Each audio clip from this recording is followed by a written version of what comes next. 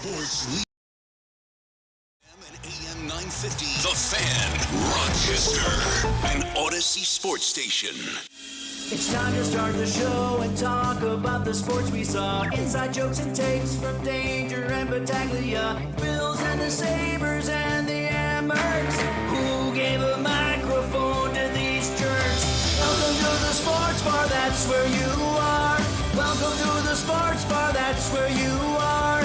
Welcome to the sports bar, that's where you are. With Danger and Battaglia. Oh, boy, we got a fun show here today, and it's a white-knuckle ride for a team that won by margins of 5-1, 5-0, 5-0, 5-0, 6-0, 5-0.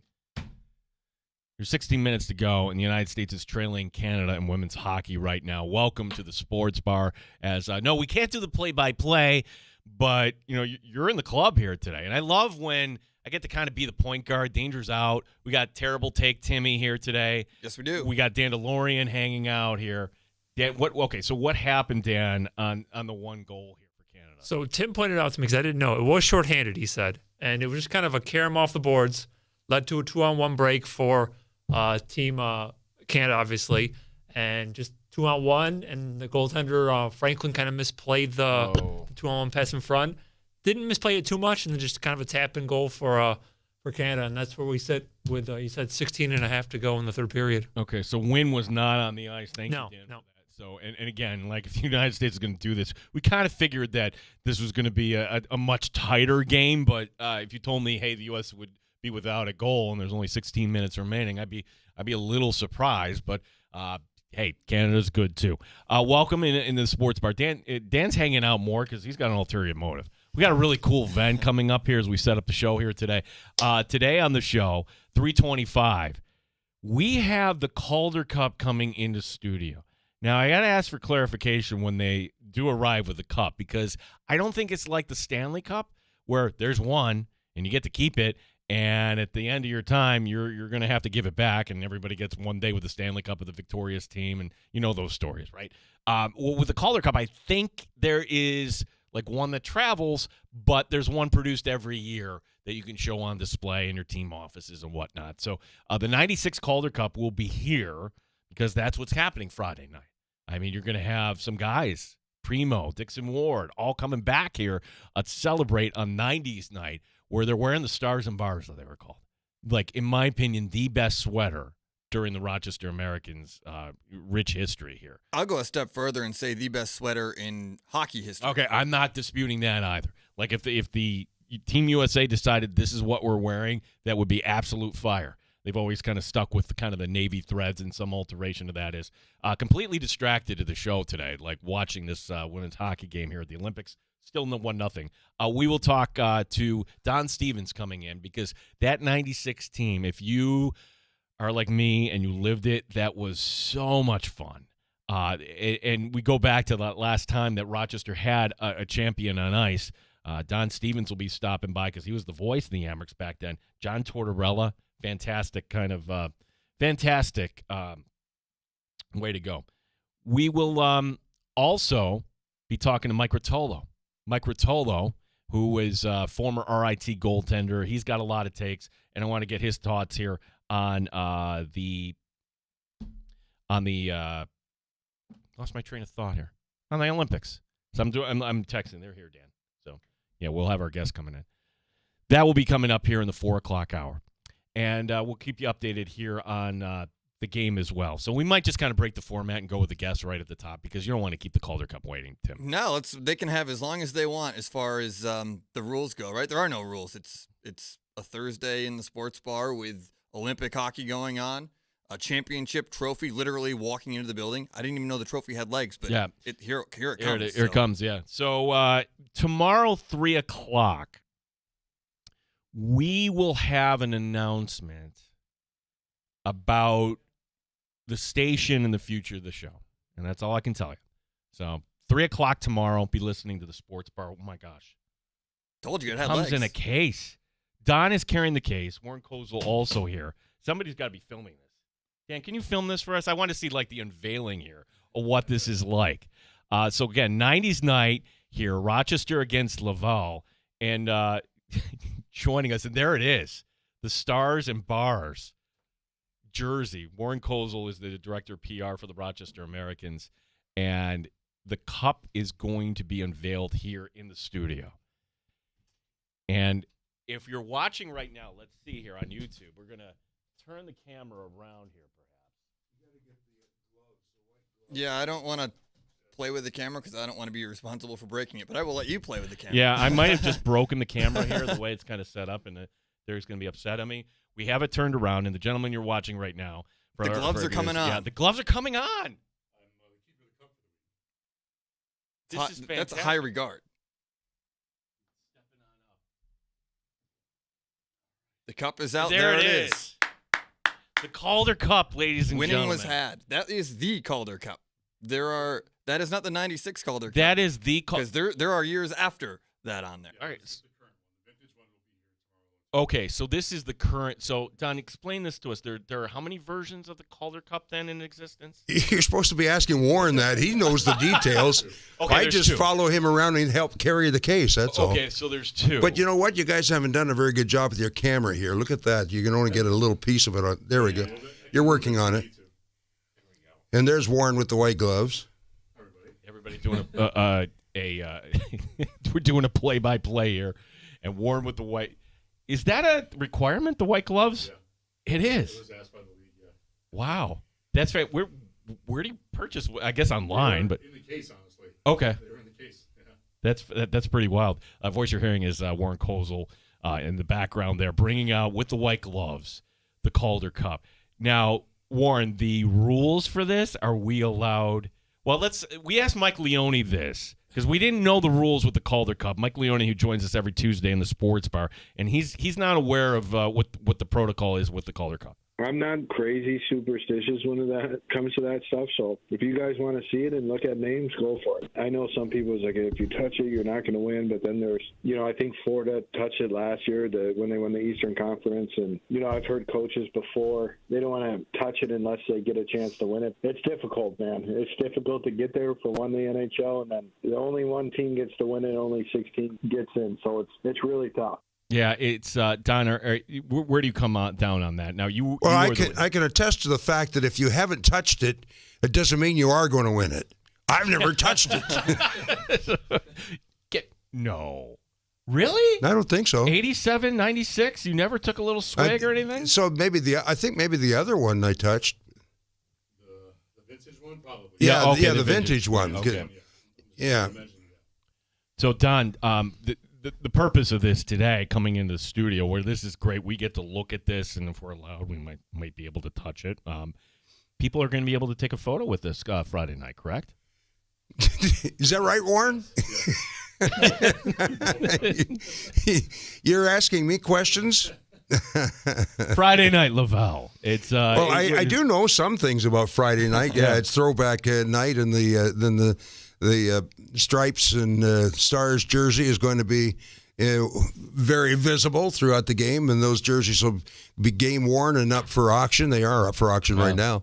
And then a couple of players from that championship team, Wayne Primo and Dixon Ward, will be here, and Jody Gage. They'll be meeting pregame, I believe. They'll have opportunities for the fans when they come in to meet those stars of the last championship, and not sure that I think they're doing autographs or something during the intermission, and Warren's over there, the bobblehead. Yeah, he's going up and down. Yeah, look, 30 years goes by in the blink of the eye, Don. Like, as you know, like, I'm remembering all this, and anybody that lived that season, and here's one thing I remember about that season: Christmas. The Amherst were terrible. They were like dead last, right, in the NHL. As a matter of fact, not only were we last place at Christmas time, but the team that we played in the finals, Portland, was second to last. So what does that tell? Go figure that out. Yeah, well, I mean, I'm looking at how the Sabres themselves this year. Okay, it wasn't quite Christmas, but it was December, and they're starting to pull it around. What are your best memories of that season with the Amherst winning their last Calder Cup? Probably just the last game, the championship game. I don't remember a whole lot about it other than that. Well, actually, it was kind of interesting dealing on a daily basis with John Tortorella. So that was maybe one thing I certainly remember about that season. But these seasons, for me, they've just run together over and over and over. So I don't know. I can't really remember one from the other necessarily. Oh, kind of that one you have to remember. Like for instance, The championship yeah. game, I remember that, and that. But there's other years that maybe I remember even more. Yeah. But especially the first year, the very first year I was here, that we won it in the 86, 87 season. I remember that probably a whole lot more. Yeah, as I don't know if Warren, you can come up over to one of the mics here, and you weren't with the organization at that time, but you were in town at that time. What was that like for you taking the ride in '96? I was actually there at the game with my dad. You were okay. As an He was 11-year-old wearing diapers, but as he an was 11-year-old kid with my face painted. And honestly, the one thing that stands out to me, and I've had this conversation numerous times the last couple of weeks, dealing with Dean Melanson from Hall of Fame night, was the hit that he threw on Zednik. Yeah. That was what I recall most from that game, because I remember how loud the building got. It was the loudest I think I've heard in a long time. Probably the loudest has been since is the Gianta goal when he was here. That one game he played, he scored on the breakaway. But from that point, from that time, I don't think the building's been as loud as it was that night when he threw the hit on Zednik. When you're in a game 7, as the Amherst were, I mean, I was in the building that night, and it's every little thing in the neutral zone you are paying attention to. Every little, and it's almost like you're exhaling at every whistle, sure, and or every TV timeout at that point. And it was during the pandemic, and I'm watching this again, and I know the result, and I'm still getting into it when that re-aired back in 2000. Yeah, that was a game I will remember vividly, and I was only 11 at the time, but it still brings back so many memories. And like I said, that hit on that Dean put on Zednik, that just totally changed the momentum of the game, and then it was ours for the taking from that point on. Yeah, I think that was the biggest point of the game, that hit by Melanson. The other one that I remember was Holzinger coming down the right wing and then round behind the net. He was just so fast, wrapping around and getting that wraparound goal. That was amazing too. So that's probably about all I remember about the game. Yeah. Well, and interestingly enough, Torts, when this is going on Friday night, you're hoping that Team USA is preparing at that point for a championship, a gold medal game coming up on Sunday. Don, give me one Torts story here, because I have one Torts story. Like, I asked a question, it was kind of a dumb question. He let me know it was a dumb question one time, and I was like, okay, at least you always knew where you stood with Tortorella. Definitely. Well, let's see. There was a night we were coming back from Cornwall, or was it Montreal? Cornwall, I think. We were on our way back, and the bus went just about an hour north of Syracuse. I did blue oil all over the highway and everything. So here we are. We're stranded, and that's after a Saturday night game when we got a game at home on Sunday. So, oh boy, trying to figure out how to get a bus. And Kent Weisbach, the trainer, had traveled with a league confidential book that had phone numbers in it, right? And Tort says, I got to call Howard, the owner of the Syracuse Crunch. So this is like 3 o'clock in the morning, and he's calling Howard and saying, get us a bus. And Howard says, why am I going to get you a bus? It's nothing to do with me. Well, we're by Syracuse, so you got to take care. No, I have nothing to do with it. Not only that, but I live on Long Island. I'm not in Syracuse. So anyway, that was Torts trying to demand from the owner of the Syracuse Crunch that he get us another bus. Gosh, well, Don, at least they didn't ask you to push or anything all the way back home. So. No, not all the way. All right, so you may not remember, but what's the conclusion of that story? Did a bus arrive at 3 in the morning, or did you have? It was about 7, maybe 8 o'clock. We got a bus, and you still had to play the next. Oh yeah. Oh, and how was that? Just a throwaway game at that point? That I don't remember. Yeah. Some of the travel, and I'm not sure what year it was, but as an example, it was the lockout year when the NHL wasn't playing, and Edmonton joined the American Hockey League for that season, and we were playing on a Saturday night in Edmonton. The game ended, and we sat at the in the rink and ate pizza and that until about 2 o'clock till we went to the airport in Edmonton and got on a flight, the Red Eye, which we flew to Toronto. We got there probably around 9 o'clock in the morning, and then we got on the bus. But then we had to take the bus over to a warehouse where all of our gear and everything had been moved from the plane into this warehouse. So we had to go load all of the equipment onto the bus from this warehouse, and we left there at, I don't know, around 11:30, something like that, and drove to Cleveland, and we got there at 2 o'clock and played at 4. So we never went to bed that night. Oh, gosh. We had some great trips. Yeah, and I would imagine that you're not going on the air saying, well, let me tell you, folks, we didn't get any sleep. Or do you? Did you ever do anything like that? You don't want to make excuses for the team, right? I'm sure I told the story, yeah. So you're full of story. Don, we should just kind of record all these and write a book. What do you think? Because people love this stuff. People say, why don't you write a book? And I say, well, because there's too much that I don't think I can put in a book. That's why you hire a good editor. You don't want to get anybody that would be doing that. We still 1-0, gentlemen? Still 1-0. Oh, boy. All right. So down to 8 minutes or so. Down to 8 minutes. This is something. Don, how much of the Olympic hockey, knowing that, you're concentrating on the Rochester Americans, but how much of the Olympic hockey you've been able to take in here? Just about all of it. Men's and women's, and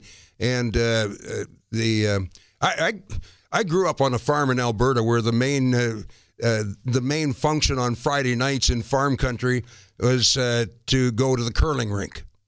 So I grew up around curling. My dad curled every Friday night, and then he played hockey every Saturday night and Sunday. So I spent a lot of times on the weekends around the rinks, but I grew up on curling, so I've been watching a lot of that, and there's been a lot on the Olympics too. So when was the last time you curled then?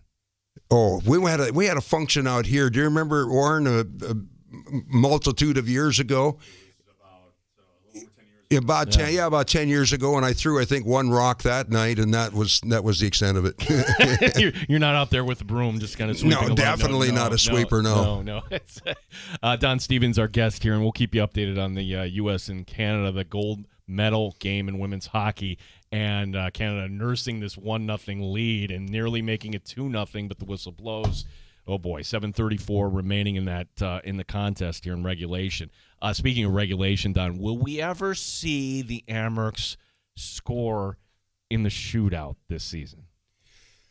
Well, if you want to go by past history, the odds aren't very good. I guess it's like it's one of those. It's a crazy thing, but these points matter, I guess. Absolutely, yeah. Especially now that we're hanging on to one of the last playoff spots, but we've gone in 3 shootouts. We've gone 0 for 14 so far. There was one that we were 0 for 8. Then the last 2 were 0 for 3 on the shootout. So, it's not working too well. Let's get it taken care of in overtime. Yeah, that's for sure. Laval coming in. So set us up for this game coming up Friday night, Don, because I would figure the arena should be bumping a little bit here with everybody kind of excited with the promotion and everything else like that. But Laval's certainly one of the tops in the league coming in here. Well, yeah, they're leading the division and almost starting to run away with it. And they've got all their players back from Montreal. They're a very strong team. They're the team we played last night from Charlotte, big, strong, fast. And I look at Laval, and they're about the same team. Big, strong, fast. They're playing really well. They're on a roll. So it's not going to be easy. The Amherst are going to have their best. I thought that the Amherst did start to come around a little bit. They got some players back in the lineup last night, and they were trying to figure out new line combinations and get used to playing with each other again. So I think as the game went along, it improved. So let's hope that it carries over to tomorrow. I really don't like the Utica Comets. But that being said, they did something cool for you on Saturday. What did that mean to you to have them kind of mention you and get the applause there in the arena? Oh, how special was that? Yeah. It was so nice. Yeah, they came up at the end of the first period. The vice president of the company brought up a jersey, gave that to me. He also brought up the puck and said it's a game puck. And so what they did was at the end of the period, they had somebody go out on the ice and grab the puck and bring it up to the press box to give to me. And I know it was a game puck because I held it and it was cold. It was a frozen puck. So, yeah, that was so special. And then they put the montage of shots of photographs and that up on the screen and said I couldn't really understand because I don't have a hookup to the PA. Timmy, you probably heard better than what I did. What was we was played said. it here. It was just a bunch of highlights from your time doing games against them over the years. It It was really nice. I wish I was able to see it as well visually, but the audio representation that we broadcast went over pretty well. Yeah, so it was so special. And I'm kind of floored by it with all of it that's going on, especially some of the comments. I got some comments after the game. I said, well, gee, that's really something to treat an enemy broadcaster like that. And one guy says, well, you don't know how well you're liked by Utica fans and the people here in Utica. So. Well, but why? No, you know what it is. Our station doesn't go to Utica. I'm saying I don't like the Utica comments. You know what? You like hockey and you can respect other fan bases. Yeah. I think this is the one sport where, okay, you may not like Canada perhaps winning the gold today, but you're going to respect it. I mean, hockey's a different culture, Don, as you know here, where it seems like the ties go really, really deep in this. I tell people that a fierce rivalry is great, and it builds the competition and it builds the fan interest in that. But in the end, you got to remember we're all part of the same family, and that's the second best hockey league in the world, and we're all part of the American Hockey League. So, to take that rivalry to a point. Can you guys hang out for a second so we can take a... Okay, cool. We're going to take a quick break. We'll have an update here as well coming up. 6 minutes remaining. Canada 6 minutes away from a gold medal. They are leading the United States in women's hockey. We will keep you updated on that as well. Danger will be back tomorrow in the studio right now. Cast of Thousands. And if you're watching on YouTube, you can see the Calder Cup making a special visit here to the High Falls studios. My name is Gene Battaglia with Tim Schneider today here on The Fan.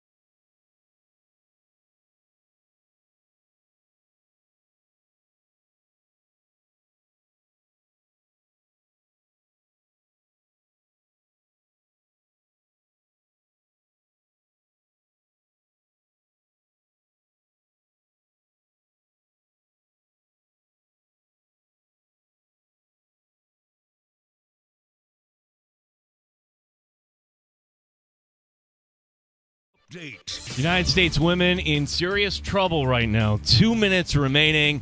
TV timeout. It's the U.S. trailing Canada 1-0. We will keep you updated. That is the gold medal game. The men semifinal taking on Slovakia tomorrow, 3:10 Eastern. Paul Hamilton on Quinn Hughes, the game winner. Yeah, he is a treat to watch. He almost scored before that. He was mad at himself. I watched his interview afterwards that he didn't score there, where he cut to the middle and wound up on a backhand. And he says, yeah, I kind of pride myself on being a little bit mobile. And he goes, that was a bad one. So he was glad he got another opportunity. Amherst are back home tomorrow night against Laval. Rochester getting the 1 point last night against Charlotte. Don Stevens, Andrew Mossbrooks will have the call Friday. Don in studio with us right now. 10 games in the NBA tonight.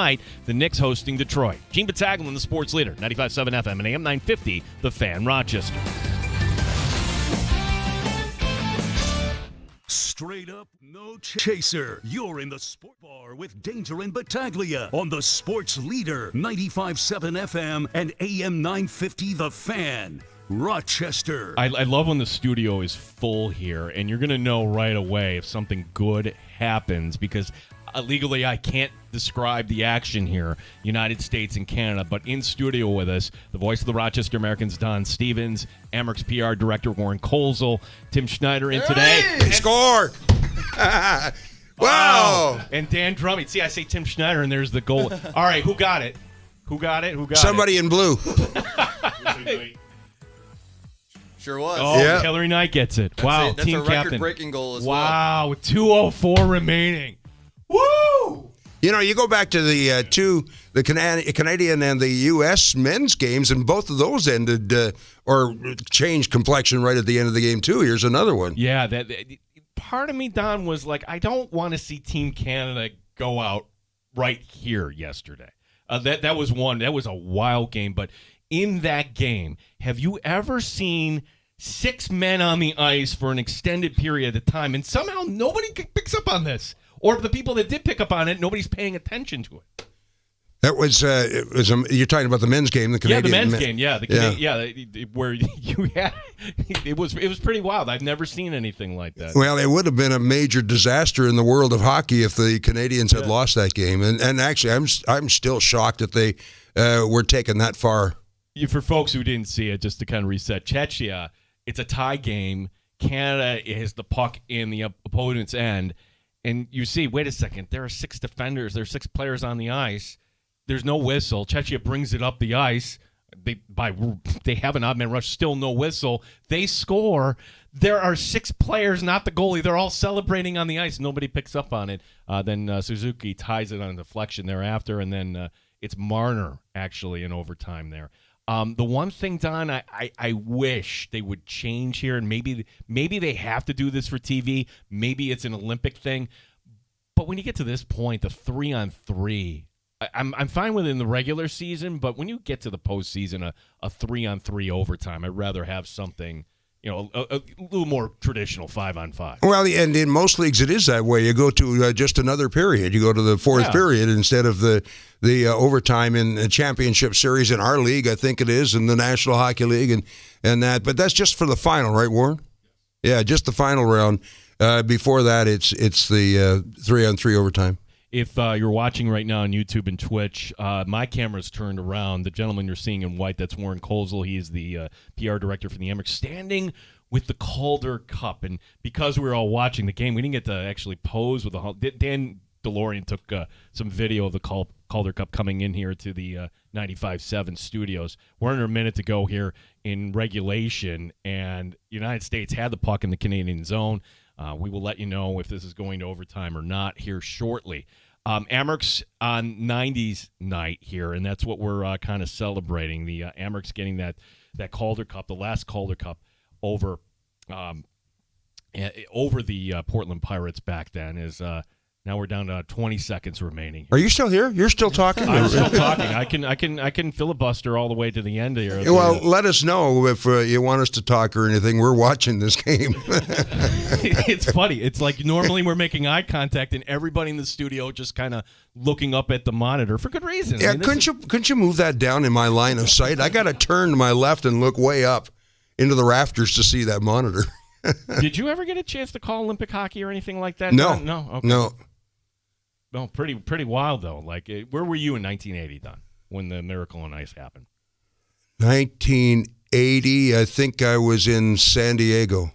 Wow. Oh no, wait a minute. 1980.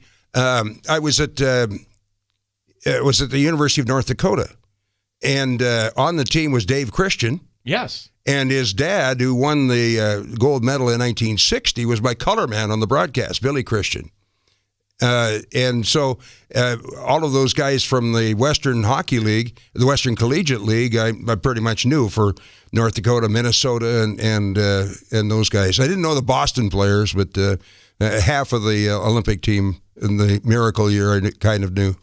Everybody can exhale because the United States and Canada are now going to overtime, which we don't have to go too far here. This is like, is it like the men's, Tim, where they're going into the room. They're going to the room. Okay, so they're going to actually resurface the ice. That was a little bit of a surprise that, okay, we're just going to kind of play this here. Is this, I know the previous rounds they had 1 10-minute overtime and then a shootout. Is that what this is? Yeah. I believe that's how it's played out. I don't know if it's 3-on-3 or 5-on-5 for women's, though.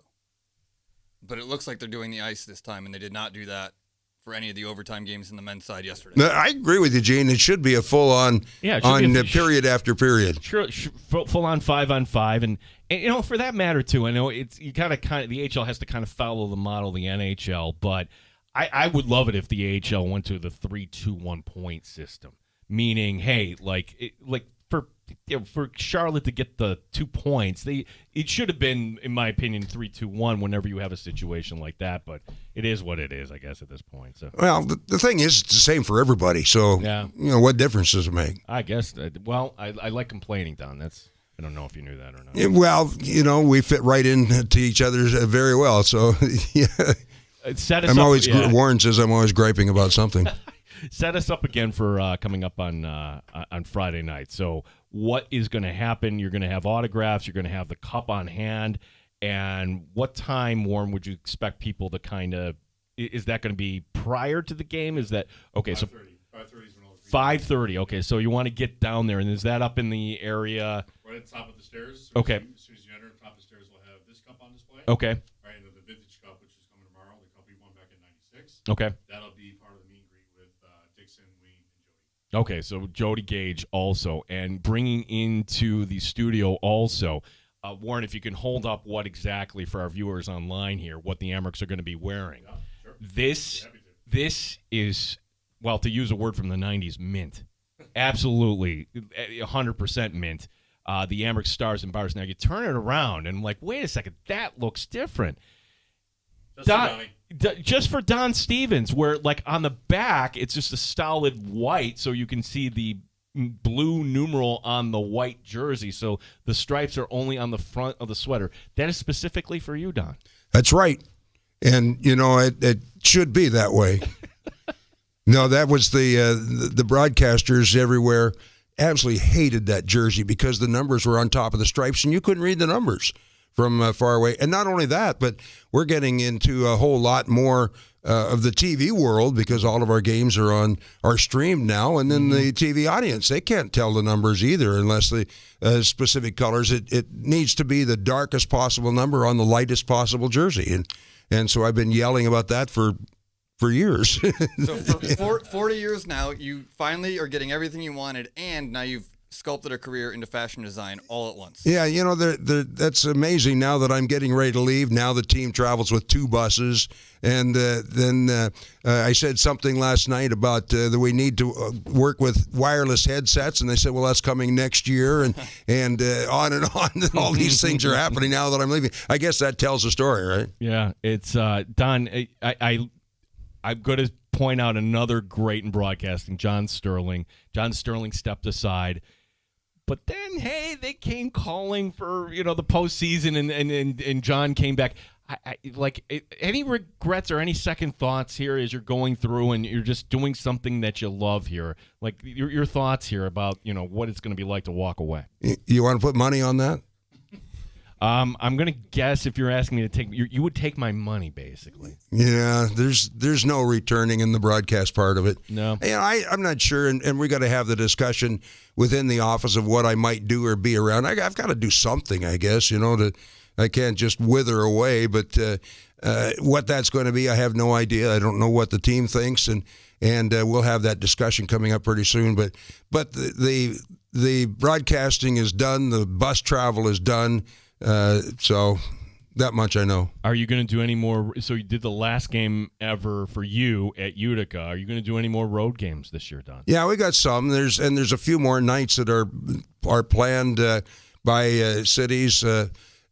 Nobody tells me what's going on. They just they all want to surprise me with this stuff. But so I've heard things are planned in Syracuse and Cleveland and Hershey and I think Buffalo also, and I don't know if there's any others or not because, like I say, they're just surprising me. So, but it's how incredible is this that somebody who's been an enemy broadcaster for 40 years is getting all of this recognition in those towns. It's just I'm so blessed. It's just unbelievable. Well, you're kind of going to be like the guy who wins 300 games in baseball. Or has 3,000 base hits, like somebody doing it with a team, one team, 40 years. Don, just by the fact that this business, as you know, and Tim and Dan are nodding their heads, it's nutty. There are changes all the time, and there's in your business. My gosh, ownership changes and affiliation changes, and you've weathered all that. You have been here, and you've been kind of like what I tell people. The soundtrack of winters in Rochester. You're kind of like our friend helping us get through this. And when we get to the spring, oh my gosh, there's nothing better than having you on the deck there. There was the broadcaster for Charlotte last night was here, and he came over before the game and introduced himself. He's new this year, and I hadn't met him. He said something to the effect that he has grown up and following me and. I was the one that sort of inspired him into getting into it and all this and that and the other thing. I says, you from around here? He says, no, Chicago. And I don't understand. I really don't. Why it's so widespread and with the recognition I'm getting from people all over the country it's just incredible. I just never would have thought it. Yeah, it's, I don't want the ride to end soon, though. And it's hard to kind of, like you mentioned, when we were talking about the 96 team, hey, December, this team sucks. And then all of a sudden they put it together and they get a lot of pieces along the way, Holzinger being one of them. He came from college directly to that team, as I recall. Do we have any – Laval's really good, but we've seen teams not, first or second place end up winning the Calder Cup. So I guess step one in determining, all right, is this Amherst team going to make a run? Can they get healthy, Don? That's step number one here, right? Well, it's not so much can Rochester get healthy as can Buffalo get healthy. I mean, we're so dependent on what happens there. We did get a couple of defensemen back, but when they're back from the Olympic break, what happens? Is Timmons still hurt? Is can't think of the other guy. He starts with a K. Kesselring, yeah, there you go, Warren. See, Warren's right there. He's always got my back. Kesselring has been out injured.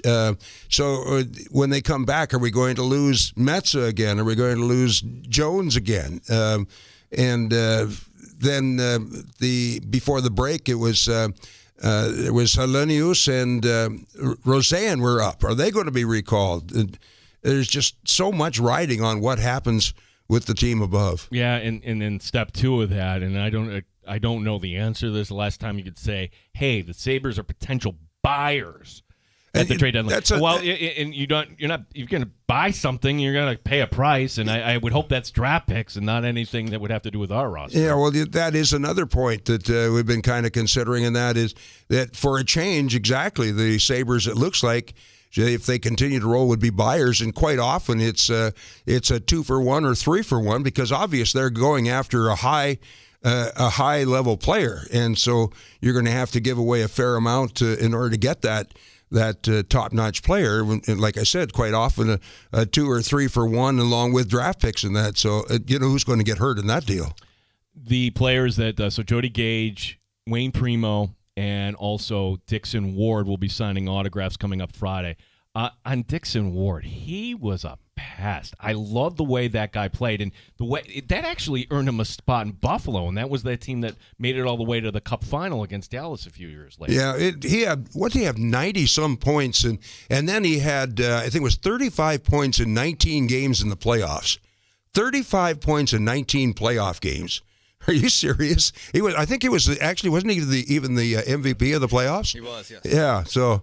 Yeah, that was just a tremendous year that he had. Yeah, and then kind of prepping for this, and like, okay, Jody Gage. Looked up Jody Gage's stats, and we take him for granted. I mean, what he did for this franchise. Like, there should be, like, if they you know how Ralph Wilson Stadium, they put, Jim Kelly and, and they put up a little circle, meaning, okay, that's extra special because your number's retired. They've got to do something with Jody's number 9 there. My gosh. And that was his last season, Don, but that was kind of the end for him as a professional player at that point. Yeah, it always comes to an end at some point, and that was his swan song. But boy, he had done it all before they hit that.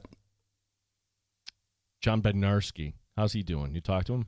Yeah, poor guy. He's got such a terrible life. He gets up in the morning. He's got to decide which golf course he's going to play at that day. I mean, it's a tough life, So he's down in Florida, and you got to bust his chops. You couldn't come back for the 30-year reunion. Yeah, well, no, he came back for the golf tournament last couple of years. So we're seeing him a little bit. Listen, this is I'm full of like half-baked ideas, but to get like one period of Don and John back. Like, before we call it off, like we're gonna go down memory lane. Could we? I'm gonna guilt John into coming back here, Don. So. Oh boy! Remember the good night, Don? Good night, Don. Don's like, no, I'm not signing. Yeah, I just wonder about the people that thought maybe we actually went to fisticuffs in our broadcasts. Sometimes you guys don't like each other, do you? Oh no, you guys just dish it back and forth. That's all it is. Yeah, no, we had a great time, and he certainly was, for 20 years, he was what kept me rolling some nights. There's nights I just didn't want to be there, but he kept me going. Friday night, Amerks and Laval. This has been a treat here. And for anybody going to the game, get there early, 5:30. I mean, when do you get a chance to get a picture with a championship trophy? Like, hardly ever. This is going to be really cool Friday night. I got my picture with it today. I think that's the first one I've had. You never took a drink out of it? No. I don't think this one, maybe the old one. No, I don't think I've had a drink out of a championship cup period, whether it be this one or the U.S. Open Cup or how many A-League championships with the soccer team. I don't think I've ever had a drink out of a cup. Okay, well, maybe maybe this year will change. No, there's too many other lips on it. I'm not touching that thing. Don, we'll be looking for you on the call here Friday night. Thanks for taking the time to stop down. Warren, thanks for bringing that as well. Friday night, Amerks and Laval 90s night, celebrating the team of 1996. Walk down memory lane. Expect a lot of stories from you Friday night on the broadcast. Yeah, okay. Well, I appreciate the time, Timmy. I'll see you tomorrow night, huh? I'll be right here. Yes, sir. Yeah, okay. Well, I guess I won't see you, but we'll be talking. Just the way we like it. U.S. women are headed to overtime, 1-1 to get the goal late from Hillary Knight. U.S. and Canada, we'll keep you updated on that. Your calls at 866-4FAN, 866-4326 here on the Fan Rochester.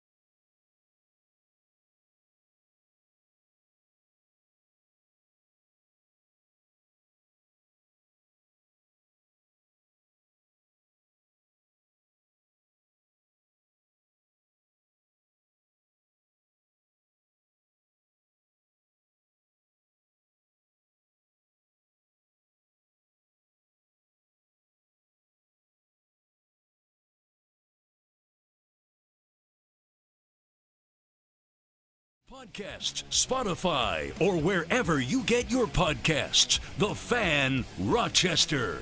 I kind of geeked out there. That was super, super cool just to talk a little 96, talk a little hockey. And I kind of like when we have this kind of men's club kind of element where everybody just kind of comes in and you're watching all the game together for the women's hockey. It was just fantastic seeing the U.S. tie this up. So they're beginning overtime.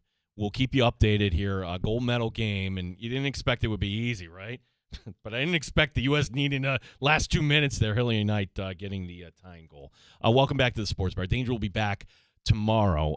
Terrible take.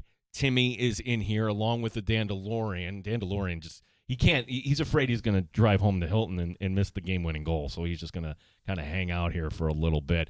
We have time for your calls at 866-4FAN, 866-4326. Next hour, we'll talk more hockey. Good friend of the show. If you're a West Sider, you know Mike Rotolo. Led Greece to a state championship in goal. Led the RIT Tigers in goal for 4 seasons. He's got takes, and we will talk a little hockey with Dirty Mike. That was his nickname when he was playing the game. You're welcome to write us as well. The Fan Rochester being our handle. And Warren having to take the white gloves out once again. Like that, I thought that's not shtick. That is actually something that is actually required. I knew that was a thing for the Stanley Cup because that guy, that is literally his entire job with the NHL is to basically secure the Stanley Cup.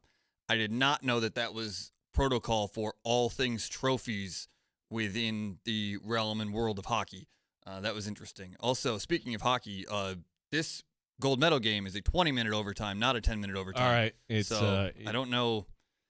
Maybe they changed on the fly. But it's still the 3-on-3 here, so this is going to wrap up rather quick. And it's like the curfew clock. And if you're not familiar with the curfew clock, anybody that's ever played, hockey, like, hey, there's another game behind you, or there's another practice behind you. So it's just literally a clock in every rink in America that says, okay, here's how many minutes, and more often than not, it's digital, and then it will count it down, and then when it gets to 0, you get off the ice. There's no curfew clock. This is the gold medal game in the Olympics. This is silly that this is 3-on-3, and if it's done with the intention of, well, this is better for our TV partners. Really? You mean to tell me that NBC and everybody else in around the globe is upset? No, I think it'd be happy because everybody's watching a little bit longer here.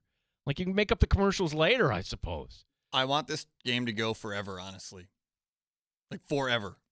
Oh, I know, and it's tough to kind of do a show and not tell you what's exactly happening here, but we'll just tell you the score remains 1-1. We did it yesterday. You want to do the Bucci again? Oh, yeah. So the Bucci, for those who are not familiar, who gets the game-winning goal? I'm not going to say Canada. I'm going with Tessa Janicki. Who are you going with, Tim? I'll take Layla Edwards. All right. Hopefully one of us is right. Or we can be wrong and it's still somebody in blue. Yeah, and the thing is, I'm not really following all that close to know who would be 3-on-3 in the personnel here as the U.S. gets a shot on goal and another save for Canada. Tomorrow, we will, at this time, be taking in more hockey. It'll be the U.S. men taking on Slovakia, Canada in the other semifinal. And that would lead to what should be a really fun Sunday afternoon, right? Like, everybody should be dialed in. And if it's U.S.-Canada and there's not much else going on, would this on a Sunday be an all-time TV number for the sport of hockey? I would have to think so, especially based on how last year's Four Nations went and how appealing that was as it drew out all the way to its conclusion. I think people would be appointment television for sure. People will dig up, like, when you had Crosby scoring on Ryan Miller, that went to overtime. That was fantastic. That may have been post. That was dangerous for the U.S. Canada with an opportunity, still in overtime. There's a whistle now. That's going to be a storyline. But we've said this before? Can you propel this and now get more people into the NHL, and maybe just by where we are on the sports landscape, and follow me on this, Tim, because it's everybody kind of likes sports, right? You like everything. But you have a pecking order in your mind. Right. And that pecking order for some might be baseball first and the NBA second. And, well, it doesn't sound like if the WNBA is anywhere in your pecking order. It doesn't sound like that's going to interfere with your spring viewing anytime soon. And if you're a fan of the NBA, they have issues now too. Like you have a sport in hockey where you have people selling out for Olympic gold here compared to the NBA where, hey, we need a better draft pick. It's a terrible look right now for the NBA. And I don't think the solution, Tim, in the NBA is, just get rid of the draft. No. Because if you get rid of the draft, and yes, there's a salary cap, then you'll have outside entities, see Nike or whatever, Under Armour, like, hey, we really want our top athlete to be playing in this market. You're going to take less money to go be a Laker. That'll happen. And, yes, there would be a cap, but then you would have a competitive disadvantage. So that's why I do think you still need the salary cap. 4 minutes gone by here in overtime. U.S. and Canada, we'll keep you updated on that. We've got Mike Rotolo coming up. I got this story that if Danger was here today. Oh! And it's over. Well. Can't do the play-by-play. I'm sorry. That was just somebody won a hockey game. Somebody won a hockey game. And by gosh, we're Americans here on this show, Tim. Who got it? Oh, they are crying. United States. I did not even catch who got it because I thought I was going to be pressing a button to send us into break. Thank goodness I didn't send it to break.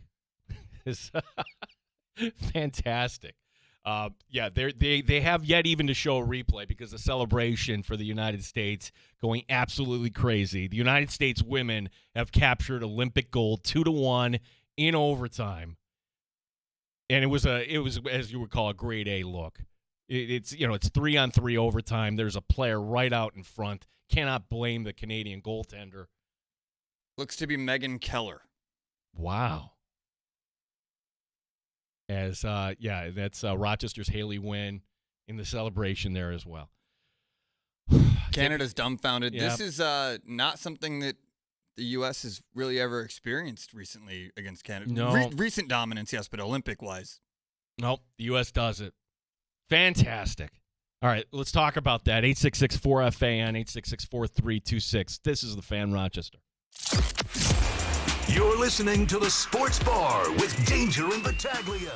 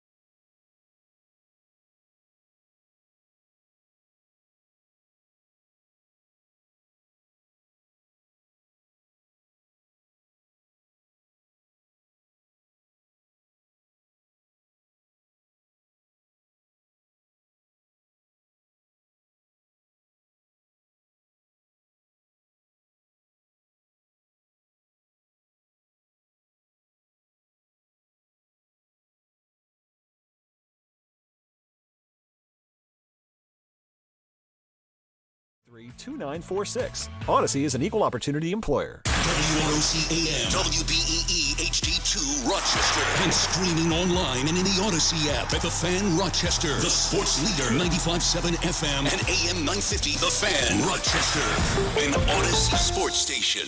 The Fan Rochester Sports Update. United States women take the gold medal in hockey. It was not easy. 2-1 the final in overtime over Canada. Hillary Knight with the game-tying goal with just 2 minutes left in regulation. Megan Keller with the game winner in overtime. Meanwhile, the men face Slovakia tomorrow in the semifinal. Paul Hamilton on the U.S. goaltender Connor Hellebuck. And so far in the Olympics, he's the leading goaltender in the Olympics. His goals against is under 1. I think it's .98 in the 3 games he's played. So in both these tournaments, I think he's been very, very good. And when he's at his best, he's going to make it awfully difficult to beat the United States. Amherst are home tomorrow night against Laval. Down Stevens, Andrew Mossbrooks will be by tomorrow night at 7 with the call. NBA returns from their All-Star break. The Knicks tonight hosting Detroit. Gene Battaglia, the sports leader, 95.7 FM and AM 950, The Fan Rochester. It's time to start the show and talk about the sports we saw. Inside jokes and takes from Danger and Battaglia. Bills and the Sabres and the Amherst. Who gave a microphone to these jerks? Welcome to the sports bar, that's where you are. Welcome to the sports bar, that's where you are. Welcome to the sports bar, that's where you are. With Danger and Battaglia. That was a lot of fun. Hopefully we could convey the excitement as best we could. As the United States winning that in overtime 2-1, they pull it out, Tim, and it's a goal where 2 minutes remaining, Hillary Knight, a deflection in front, and then the goal in overtime by Keller. It's a stretch pass, and again, it's 3-on-3 overtime. We could debate that. Right. I think you don't do that here when you get to a gold medal game in the Olympics. It's not like you have a curfew clock or anything. It's not like NBC would be upset with a second overtime and keep people watching. Stop. Like, we're all going to be watching. But it's Keller. But when she takes that stretch pass, she makes a move, and then she cuts to the ice, and she has one play, and that's to go to the backhand, and she buries it. That move is something that not most players would be comfortable making, especially against a team and a defense as talented as Canada. Like, if you are able, go on X or Twitter or whatever, YouTube, find that highlight and just rewatch it. I've already watched it 6 times. It's and the defender for Canada, she's in no man's land. Got danced. Yeah, like now she's beat. She could have taken her out and set up a penalty shot. But she's doing everything. It would have been. I never saw the arm go up in the air, Tim. But no, so she's whacking at her, and somehow she's able to put it through. So what a thriller here. And for people who are cynical and jaded, and I don't like sports, or really like what you just saw there from the U.S. women, who. Look, that would have been a massive story. Heavy favorites, biggest favorites ever for the United States over Canada. If they lost that game, look, for us that follow the sport of hockey, all you could say is, hey, it's hockey. That'll happen. But it almost did yesterday with Canada. But it's different when it's the team that you care about. Yeah, it's 4 years you got to wait for something like this. And now they're panning away to the Canadian bench. And they've all got to kind of sit there and watch this, and just kind of stunned. So just an unbelievable kind of gathering there. So, yeah. The last 36 hours of Olympic hockey between the men's and women's has been absolutely incredible. 5 straight overtime games. 3 yesterday with the men and 2 today with the women. And this is the best product in the world. The greatest game at the highest level. And hopefully U.S. keeps it going moving forward on the men's side. We have some tickets to give away later this hour as Dirk Bentley is at CMAC July 11th. So be here. We'll give those away. I can't exactly tell you the time here because, well, sometimes I get just talking and I lose track of time. But I can tell you that we'll have those coming up, which means we are open here until we get to Mike Rotolo at 866-4FAN, 866-43 2-6. I mentioned this, but not knowing that the guys, Warren and Don, were coming into the studio then. So one of the leads on the show today is the show itself. Tomorrow at 3 o'clock, Danger will be back. We will have an announcement on the show. I can't tell you anything more about this right now, but I can make you this promise. Hopefully you trust me. I never would do anything, radio schlocky, like tune in tomorrow and then some stupid promotion. No, that's not it. We've always been kind of straight up for you. So can't tell you anything about that. I will tell you this story, though. Like, how when you're in college, you have college friends that, you have running jokes with, right? Yep. Yeah, and those jokes can last years. They can last decades. In my case, decades, because, well, you know what, Tim? I'm old. So this is me and me and my buddies watching. I remember this like it was yesterday, but it was in the 90s. We're watching Mets baseball, as we would, and they're playing the Braves at old Atlanta Fulton County Stadium. It's a Sunday afternoon, 1 o'clock, early spring. And my buddy Dennis, one of my best friends in the world, I'm not going to say where Dennis was the night before, but he kind of rolls in, and he opens up the door, and he says, I have an announcement to make. And then, okay, so there's a bunch of guys like, okay, we turn around like, okay, what's your announcement? Claire and I are dating. And then silence, and then we went back to watching the game. I can tell you it's not going to be a Claire and I are dating sort of announcement tomorrow either. And I don't think it's going to be met with silence. I think, thank you, Tim. It won't be that. No, I think people will be happy with this, but I'm never quite sure. So we'll keep you updated here. But it's an announcement about the sports bar, and it's an announcement about our station. 3 p.m. tomorrow. I hope this gets used. Ow! Ow! Ow! It really hit me. I didn't know it was coming back that far. The Yankees haven't ever sent us a cease and desist on that. Does that mean you want me to play it again? I'm gonna do No. It's I don't think you should play that. It's become like one of those things where it's the sounder. People that listen to the sports bar know that means breaking news when you hear John Sterling get clocked in the head. And I got to thank Jack and Lima for a good friend of the show, where his name really is Jack. It's not John. He had to point that out one day when I met him. Jack is a real name. Jack is a real name. Yeah, it said, hey, because so many, here's breaking news. You have the, we're a show that is always not taking ourselves so seriously. So that's how we kind of arrived on John Sterling getting plunked in the head. And as long as John Sterling is on this planet, we will continue to use that breaking news sounder. That breaking news sounder will be, so is it breaking news if we know the news is coming at 3 tomorrow? In the industry, they call it a tease, but back in the day, back pre-media the way it is now, we would go home and wait for the 6 o'clock Sports Center. It's kind of the same thing. Talk about the same thing, because you've been around long enough. You're like, wait a second, I've seen this story before. And the story was, you think, New England Patriots, Robert Kraft, this is model franchise in terms of money and having a region, and we could debate that, where they stand. But I'm telling you that you go back to the 90s, they were a joke of a franchise. Really, they were. They had a creep of an owner in Victor Kayam.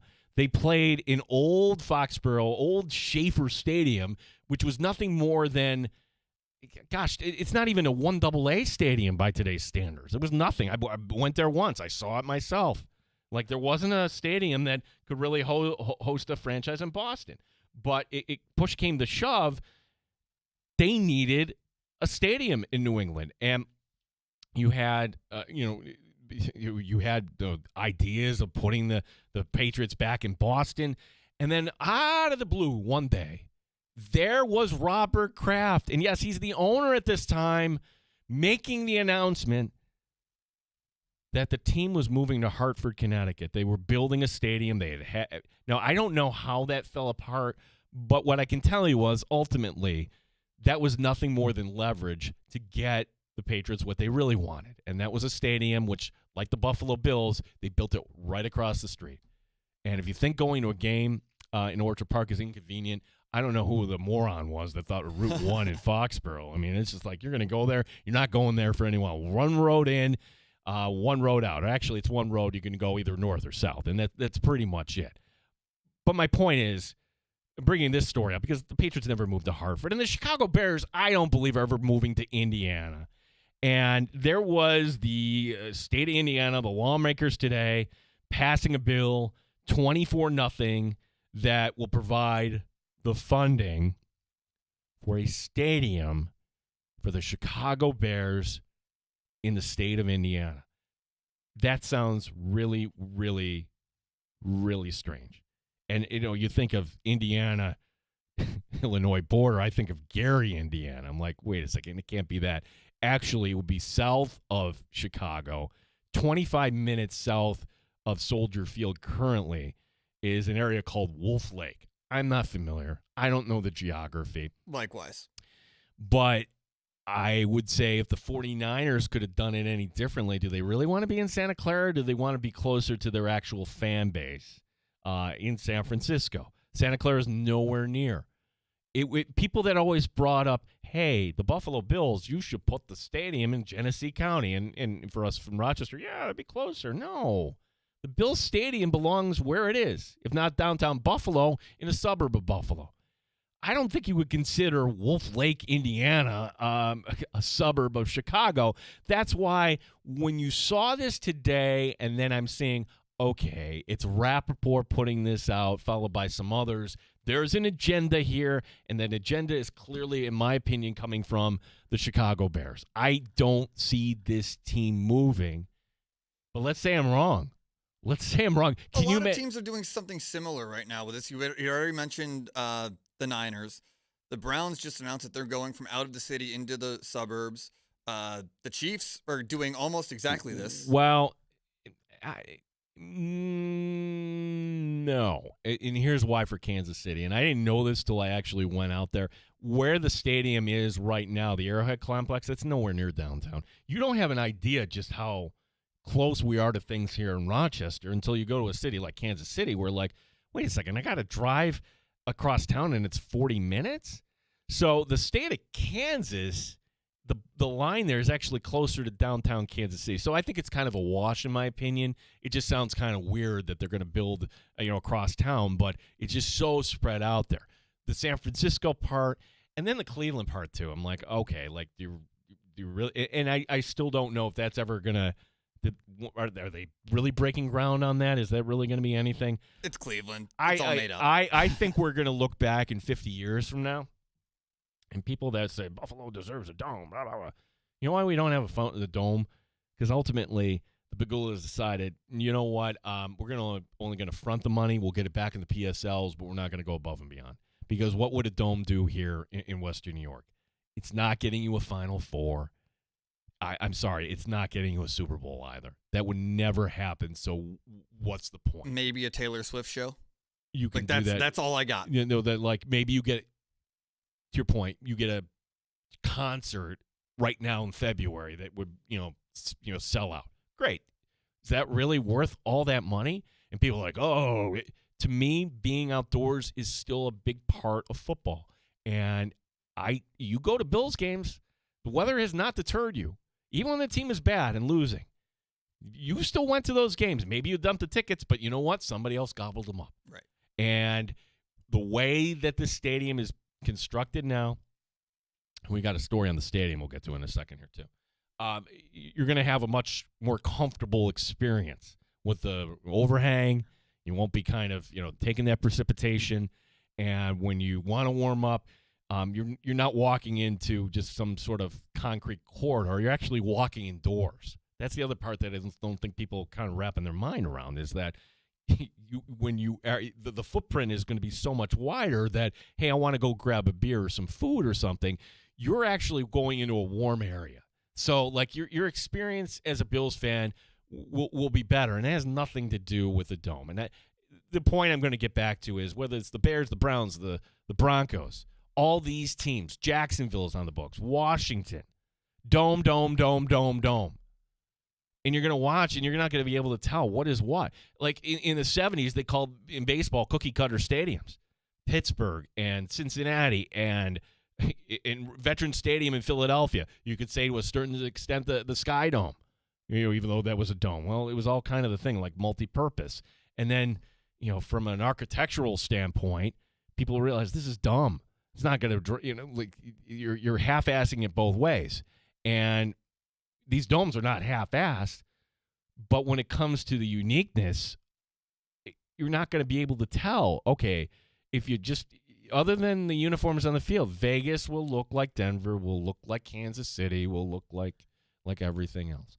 And I'm not like a huge fan of the 49ers stadium, but here's one thing I thought was really cool. A Super Bowl with the sun out. A Super Bowl with the sky. We're not going to have that. Or the next few years, okay, they're going to they're going to L.A. and then they're going to Atlanta, and I think it's back to Vegas. There's going to be a rotation where all these domes, and for the Super Bowl, it's like, all right, those are the people that buy it, and they have a lot of money, and they don't really care.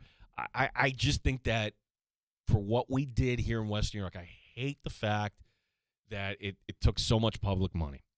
It may sound like weird for me being a sports fan to say that. No, I think we got hosed on that. I think you get hosed on the PSLs. But the timing of this couldn't have been any better. Thank you, Josh Allen. Just like how Peyton Manning got that stadium built in Indianapolis, Josh Allen got this stadium built here. Don't kid yourself. It should be named not Highmark. It should be named Josh Allen Field. I like that. Yeah, he got it built. That all being said, they got it right. Outdoor stadium, they got it right.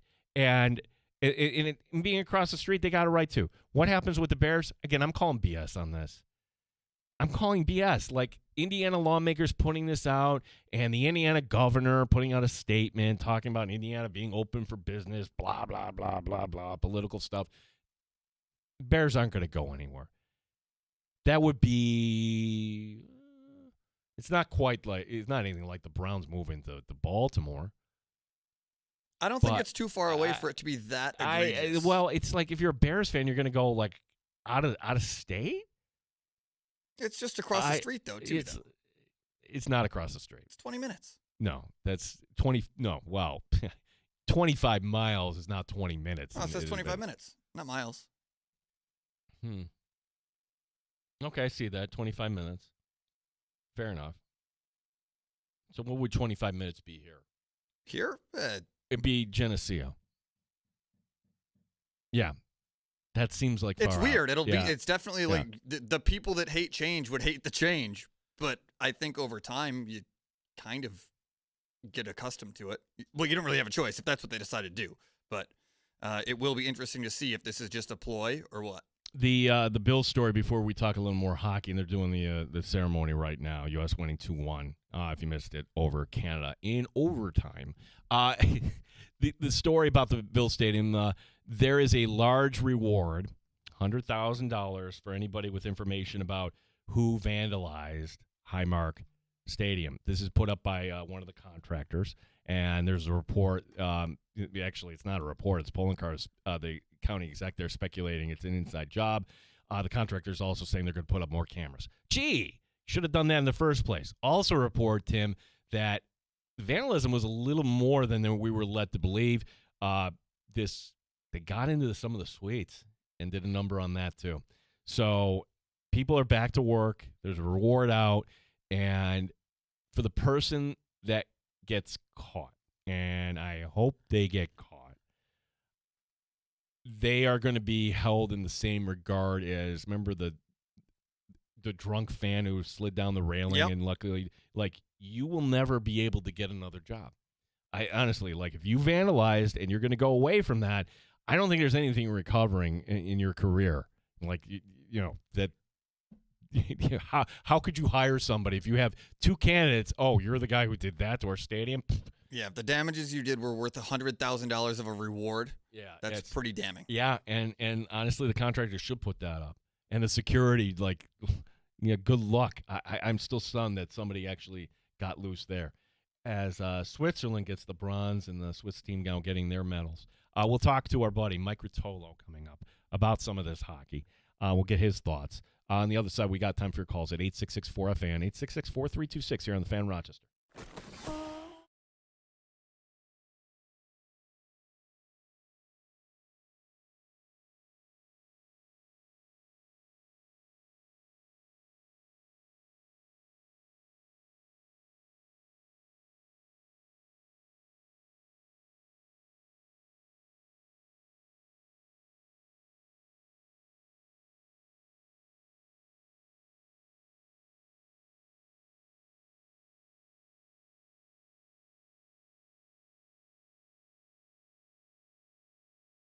It should. Why? You might be surprised to learn it's because your insulation in your windows has failed. Talk to the pros at Window Nation. Get new windows with a buy right now. Big savings during Window Nation's buy 4 windows, get 4 free sale. Plus, you can get them with 0 down, 0 monthly payments, and 0 interest for 2 years. Act now, and you're going to get an extra 10% off through the end of the month. When your window insulation fails, usually due to old or cheap materials, all your window energy efficiency, it disappears. The result, a house that is cold in the winter, hot in the summer. The worst part is that, well, you could have done it years ago. Window Nation can help you out. Take advantage right now. Again, buy 4 windows, get 4 free sale, get an extra 10% off through the end of the month. Visit windownation.com now for a free consultation. In 2025, more than 3,000 people joined my low payment club here at the James Auto Group. So let's start your new year with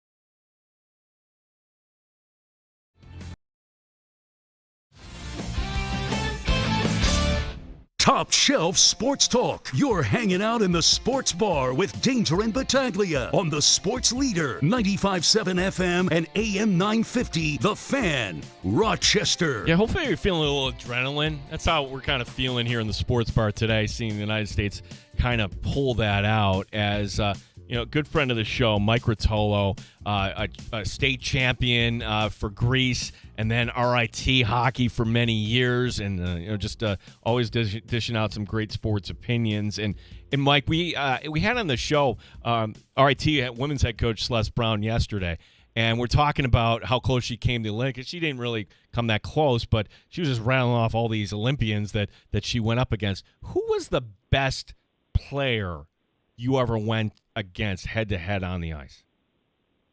That's a really good question. Hey, gentlemen, thanks for having me on. I don't know. We were leading off the top with that. I mean, I played with a bunch of great players. Now I'm trying to think. I mean, I played with, Nick Schmaltz and some guys like that in my days. Geez, best player. There's probably so many. I mean, those USA teams when I played in the USHL were loaded with them, whether it's the Seth Jones, the Wawrinskis, all those 93s who are my age, we played against in the USHL when they're on the National Development Program. So I would probably say all those guys because, I mean, that team is littered with first-rounders, and that entire team, for the most part, is still playing in the NHL to this day. Your thoughts on the U.S. getting this? And I'll start here because I hate the 3-on-3 in overtime in the Olympics, Mike. Yes, okay. I do. I don't know how, the IHF, the Olympic Committee, and the NHL haven't. It's a tournament once every 4 years. To have a tournament of this caliber be decided in overtime by shinny hockey, ODR hockey, it doesn't make sense to me. These guys are there for a reason. They all want to be there, and I don't think any of them would have a gripe if you told them you might have to play a 3 overtime game tonight for the gold medal. That's 5-on-5 like it is in the NHL playoffs. I'm trying to think. Maybe I can't imagine television would be telling them this. Maybe it's the NHL saying, hey, we'll let you have our players, but we really don't want to, extend it that far. Could that be part of the equation here? Oh, 100%. I mean, right, because it's their product at the end of the day. You get guys, they're overworking, they're playing a double overtime, can never know, a triple overtime game, somebody gets hurt, and now your product obviously goes downhill if you lose a top player. So I'm sure that probably plays a role in it. But I guarantee you if you polled like the NHLPA and the players and they had their opinion, they would all say they'd rather play 5-on-5 than a 3-on-3 for, I think gold medal game is 20 minutes on a shootout. Nobody wants to do that when it comes down to a game of that magnitude. No, and gosh, I'm trying to envision everything we could kind of experience here between the semifinals and hopefully Sunday we get a final that is going to be off the charts. Mike, before we get to what we saw in the women here today, your thoughts what we've seen so far here for the U.S. men as it got a little sticky there at the end against Sweden yesterday, and we knew Sweden was going to be tough. That draw for the U.S. too, by the way, and maybe just a commentary on the sport where it is right now, because that is a tough draw for a team in the U.S. Oh, I mean, you get the second seed. You look at like Slovakia, and they get to play. I think it was Germany. I didn't even pay attention to that. Yeah. And then you got the U.S. as the 2 seed, and here comes Sweden, who I'm sure in everybody's opinion in the hockey world is the third best team in the tournament behind, the U.S. and Canada. So it's like hey, welcome to the, it's not official, I guess you could call it the medal rounds, but welcome to the playoff portion of the tournament. Here come the Swedes. So I thought it was a really big time game by the U.S. I don't think they played overly great for most of it, but I think, they found a way to get it done. And most importantly, obviously in a tournament like this, that's the job. And I mean, it's no light team. I mean, in my opinion, that's outside of Canada, that's the toughest team you could play from an opponent's standpoint. So to get them in the quarters, I think was important, and to get that win, obviously they sweated out a little bit. But the team overall has looked good. They've had some tough tests. They faced some adversity, and versus Denmark in the regular rounds. So I think they're battle tested. Hellebuck's look good, and the defensemen, that's really the bread and butter of this team is that D-core on the back end, which will be the reason ultimately, I think, if they do end up winning gold, they'll be the main reason. Yeah, we're talking to Mike Rotolo, who is former RIT goaltender. And, give us kind of your state of these. And I'm just going to, sure, yes, Slovakia could give a game here, but I'm going to just say U.S. and Canada, we're going to focus on those teams because certainly you put Hellebuck right there in the conversation of, okay, who's one of the best in the game today? But you talk to anybody, are you of the belief that that Jordan Binnington might actually be if there is such a thing, the Achilles heel of the Canadian team? I always believe he can be, and then he gets into these big-time games and these big-time moments, and he kind of shuts me up. So I would like to think that could be one of their weekend. And to be totally honest, I think their decor is if you guys can tell me if I'm wrong, if you were pulling the D-men from the U.S. in the Canadian team, after Cale Makar, I think you're taking the next 5 defensemen are from the U.S. and Hughes, Werenski, McAvoy, Slavin, and Faber. I think those are the next 5 best defensemen in the tournament. So overall, I think, we have the edge there. And if Hellebuyck can keep playing the way he is, I think we have the edge in that. But Bennington is that wild card. He can win a game, and he showed it in the Four Nations, and he made some big saves against the Czech to win that game in overtime. Mike, when somebody asks you, I'm going to give you the answer. Like, somebody asks you who was the best player you ever faced. You faced Tage Thompson. Yeah. You faced. That's a good point. Yeah, you faced Tage Thompson, UConn. So like UConn, and the thing I remember about that game, Mike, was okay. He's a first-round pick, St. Louis. I'm excited to see him, and I don't know, he was just kind of skating in circles and not doing all that much here, and and in that game here. It ends up being a 1-1 tie. So you did your job against an Olympian, Mike.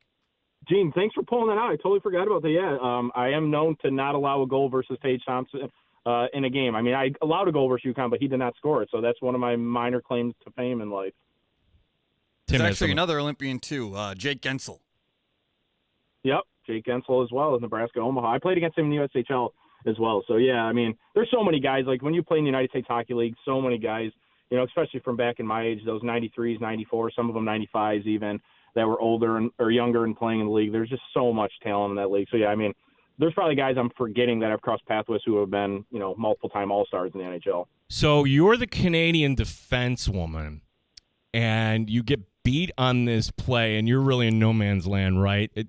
Is she doing the right thing by just whacking away and letting Keller go in unabated there, or do you try to take her out and then make the official call the penalty shot? Your thoughts on that final play, Mike?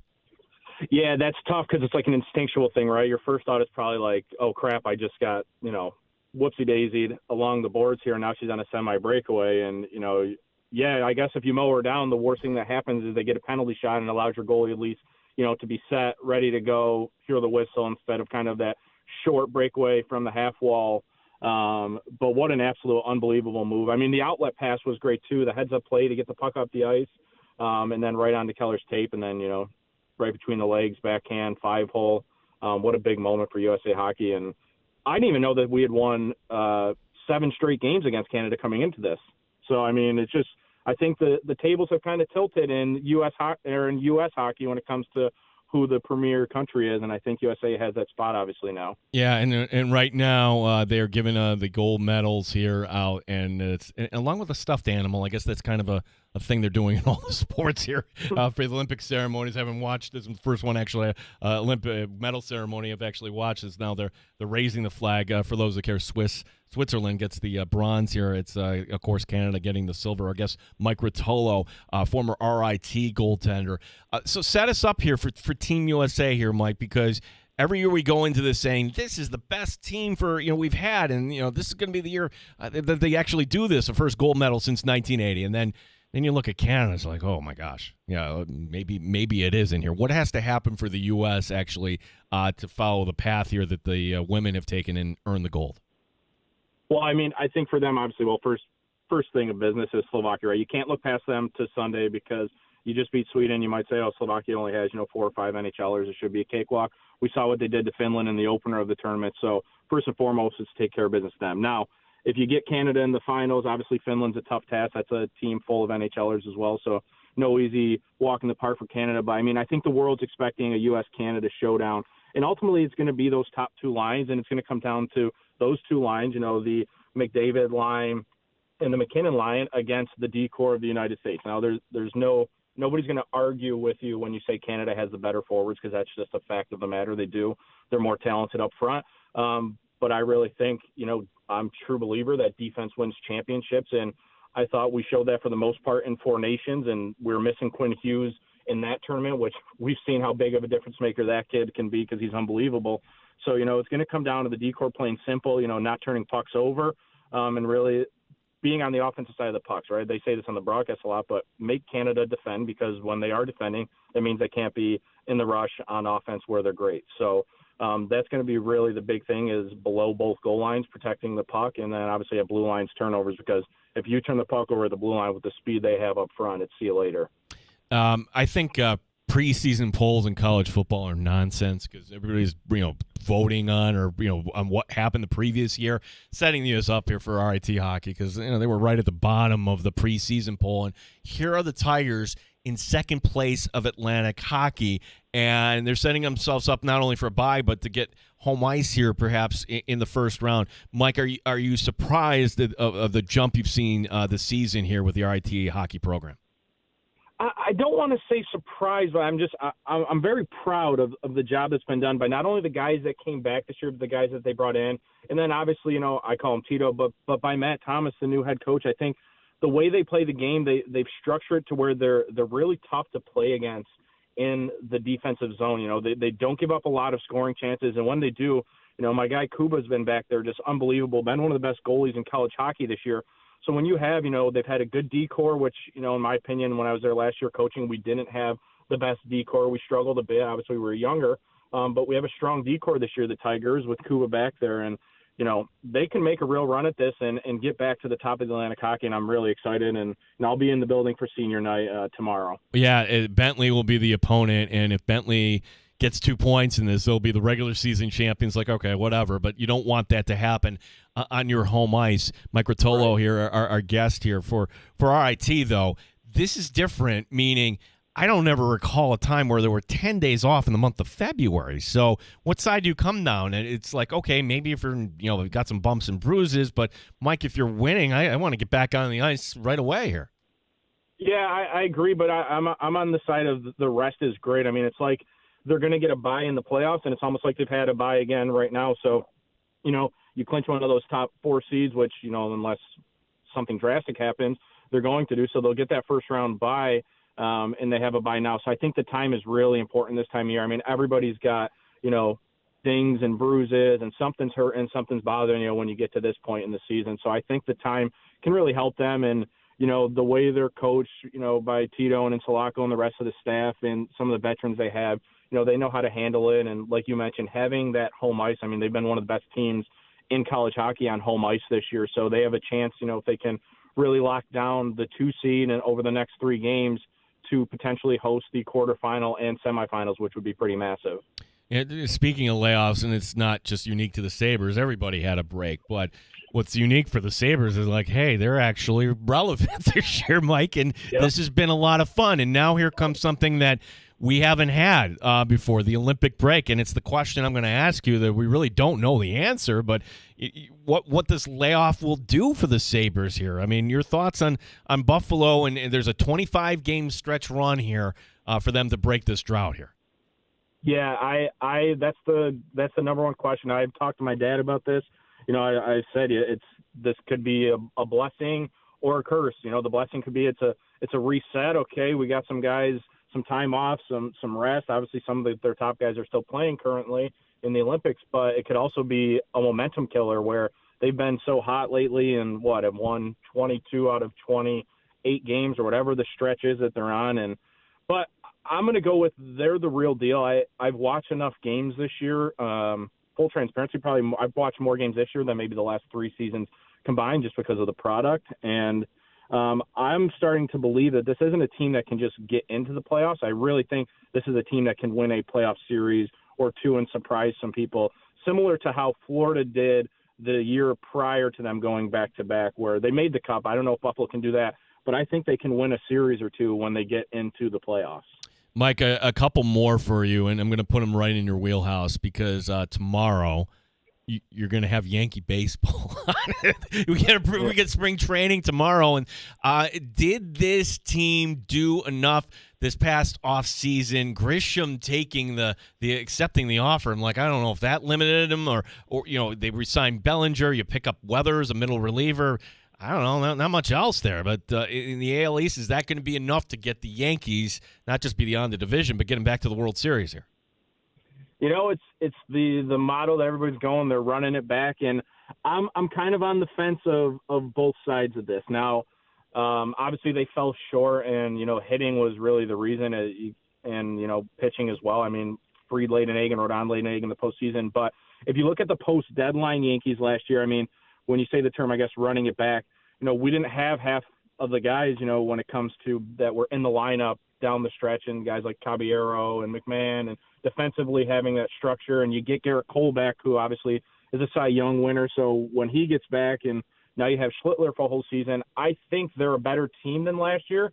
Vegas has them as the favorites to win the East, so clearly they think they're a better team than last year as well. So I'm excited. Obviously, I love baseball, and if they suck, I'll watch 162 games regardless. But no, I think, Belly was important to get back. Grisham, yeah, it's a lot of money, but it's 1 year, so I guess hopefully he can repeat the production and play good defense. But I think, though, they're good enough to compete. Now, a World Series, we'll see, because the Dodgers are disgustingly loaded. But I'm excited for baseball season to get here, and for this rotation potentially is really what I'm excited for if they're healthy. Yeah, it's everybody against the Dodgers. I think that's where we kind of unite on this. You and I have never talked about this, but I'm a Met fan, and I hear from a lot of Yankee fans, and I just kind of observe all the hate toward Juan Soto. How dare he leave? And they almost pointing and laughing. And I would say, hey, wait a second.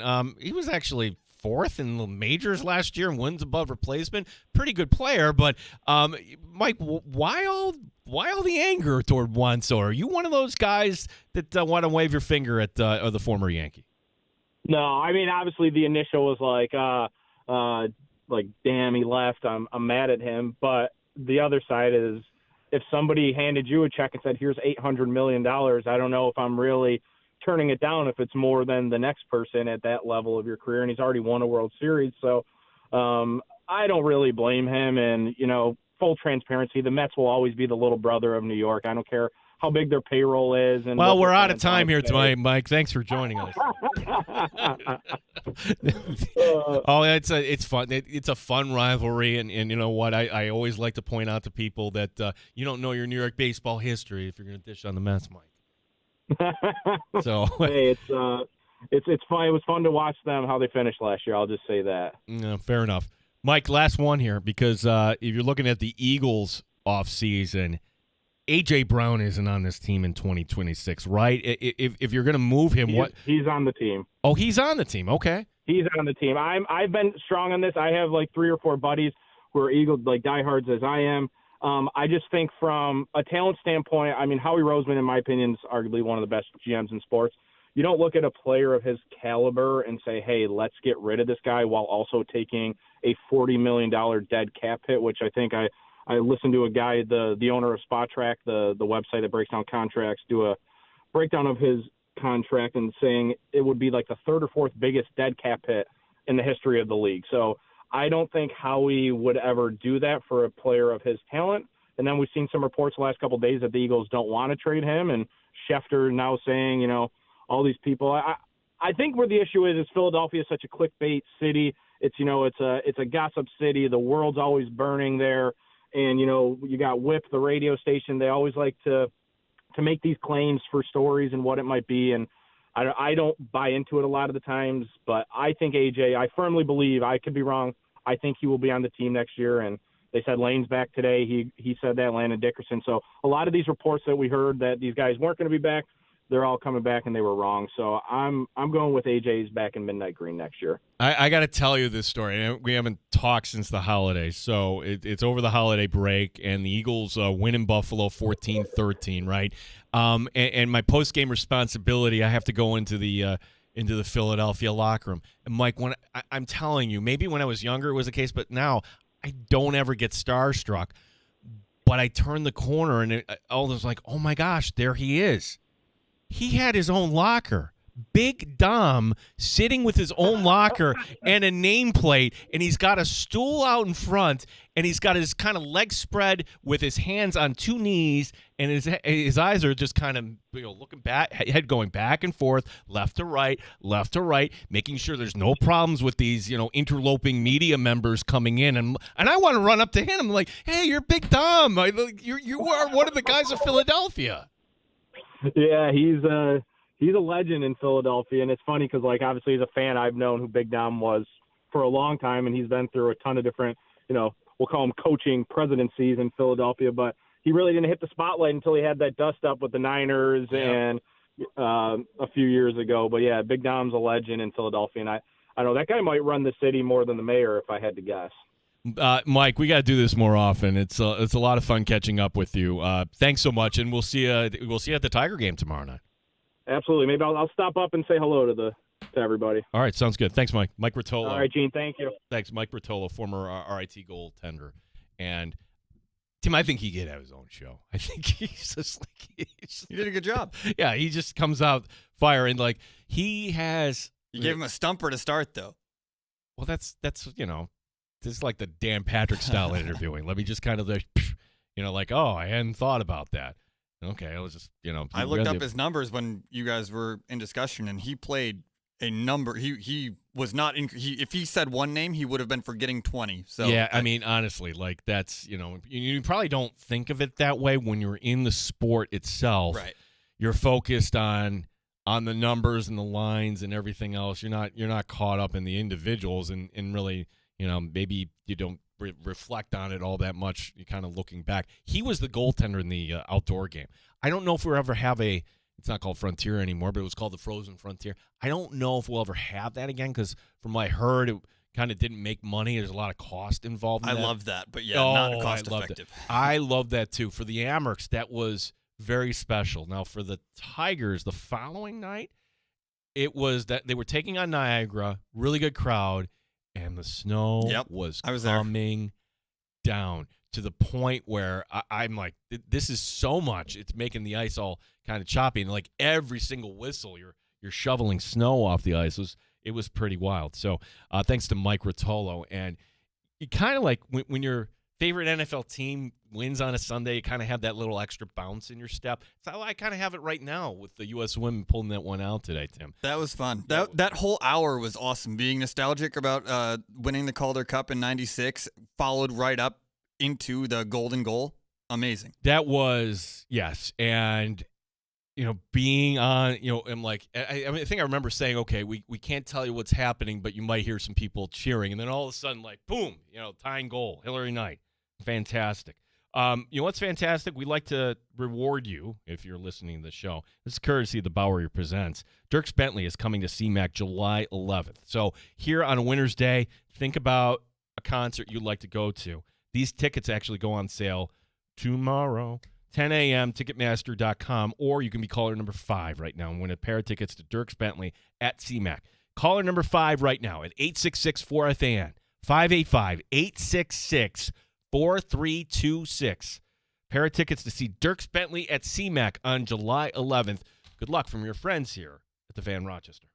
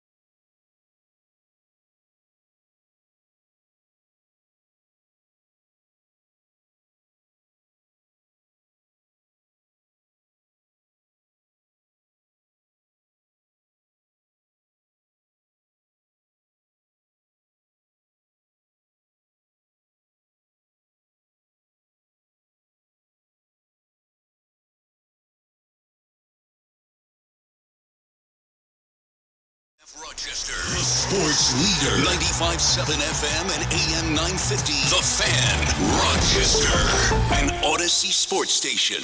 The Fan Rochester Sports Update. United States women take the gold medal in hockey. It was not easy, though. 2-1 in overtime. Hillary Knight, the game-tying goal with just 2 minutes remaining in regulation. Megan Keller, the golden goal, literally, in overtime. Men face Slovakia tomorrow. Paul Hamilton on the tournament so far for Connor Hellebuyck. And so far in the Olympics, he's the leading goaltender in the Olympics. His goals against is under 1. I think it's .98 in the 3 games he's played. So in both these tournaments, I think he's been very, very good. And when he's at his best, he's going to make it awfully difficult to beat the United States. Amherst are home tomorrow night against Laval. Don Stevens and Andrew Mossbrooks will have your call.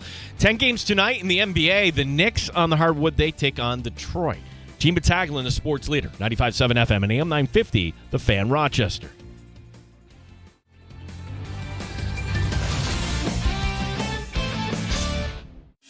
It's time to start the show and talk about the sports we saw. Inside jokes and takes from Danger and Battaglia. Bills and the Sabres and the Amherst. Who gave a microphone to these jerks? Welcome to the sports bar, that's where you are.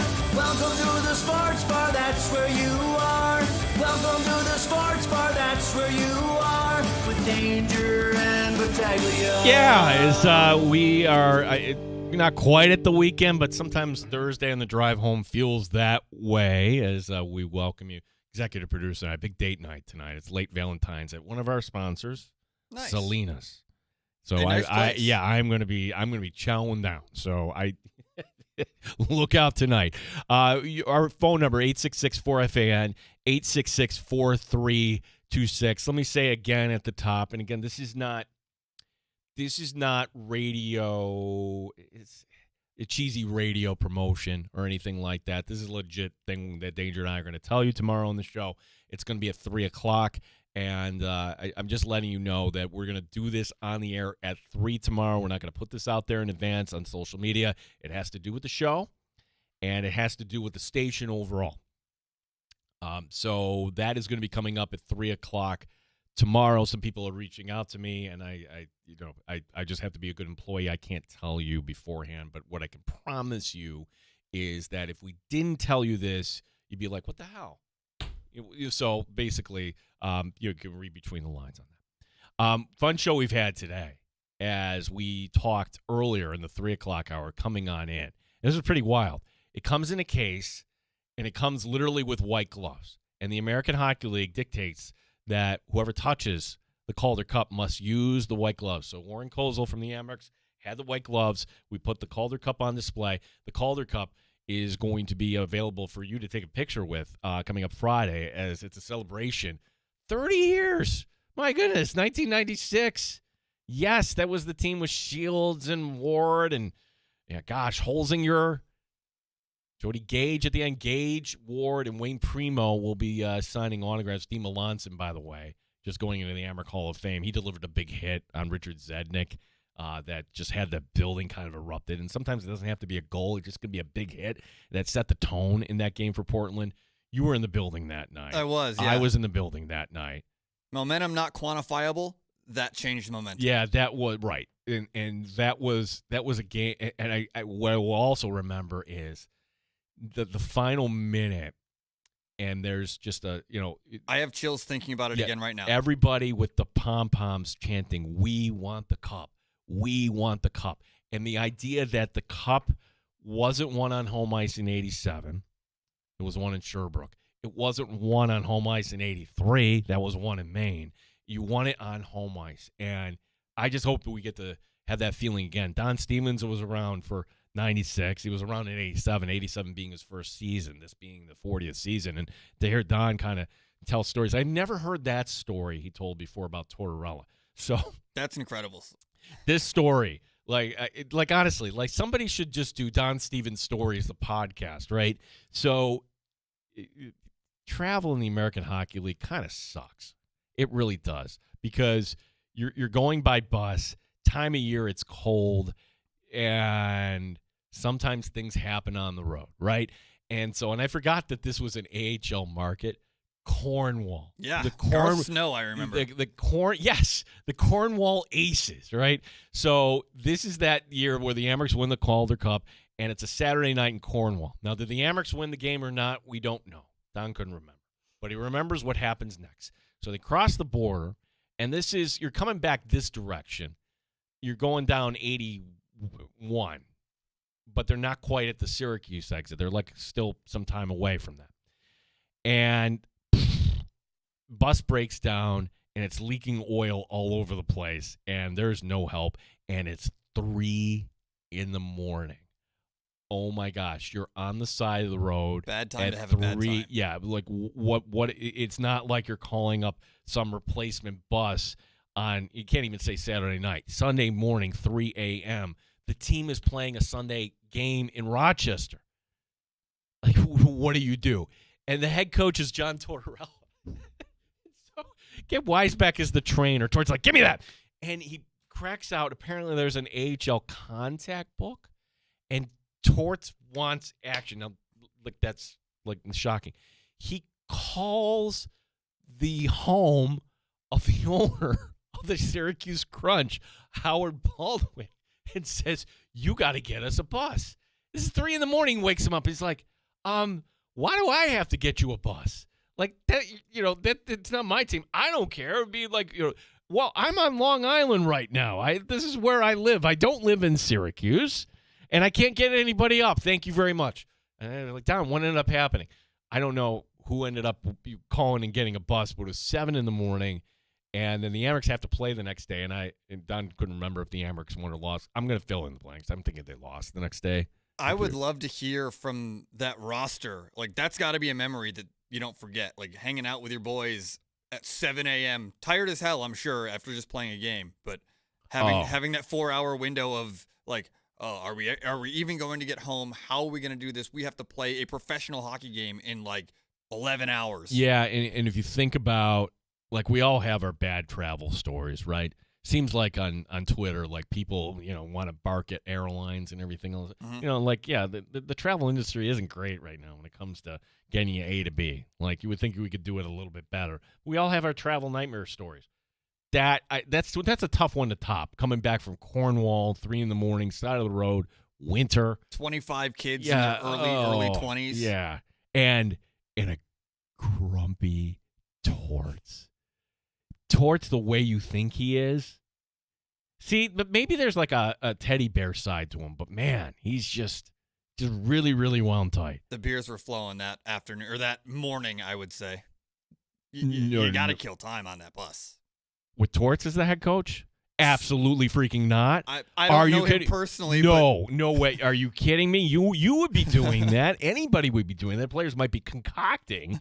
Are you kidding me? Torts isn't sleeping. He's going up and down. He's probably trying to do everything he can to get his team ready for a game. He's calling up an owner that has nothing to do with this.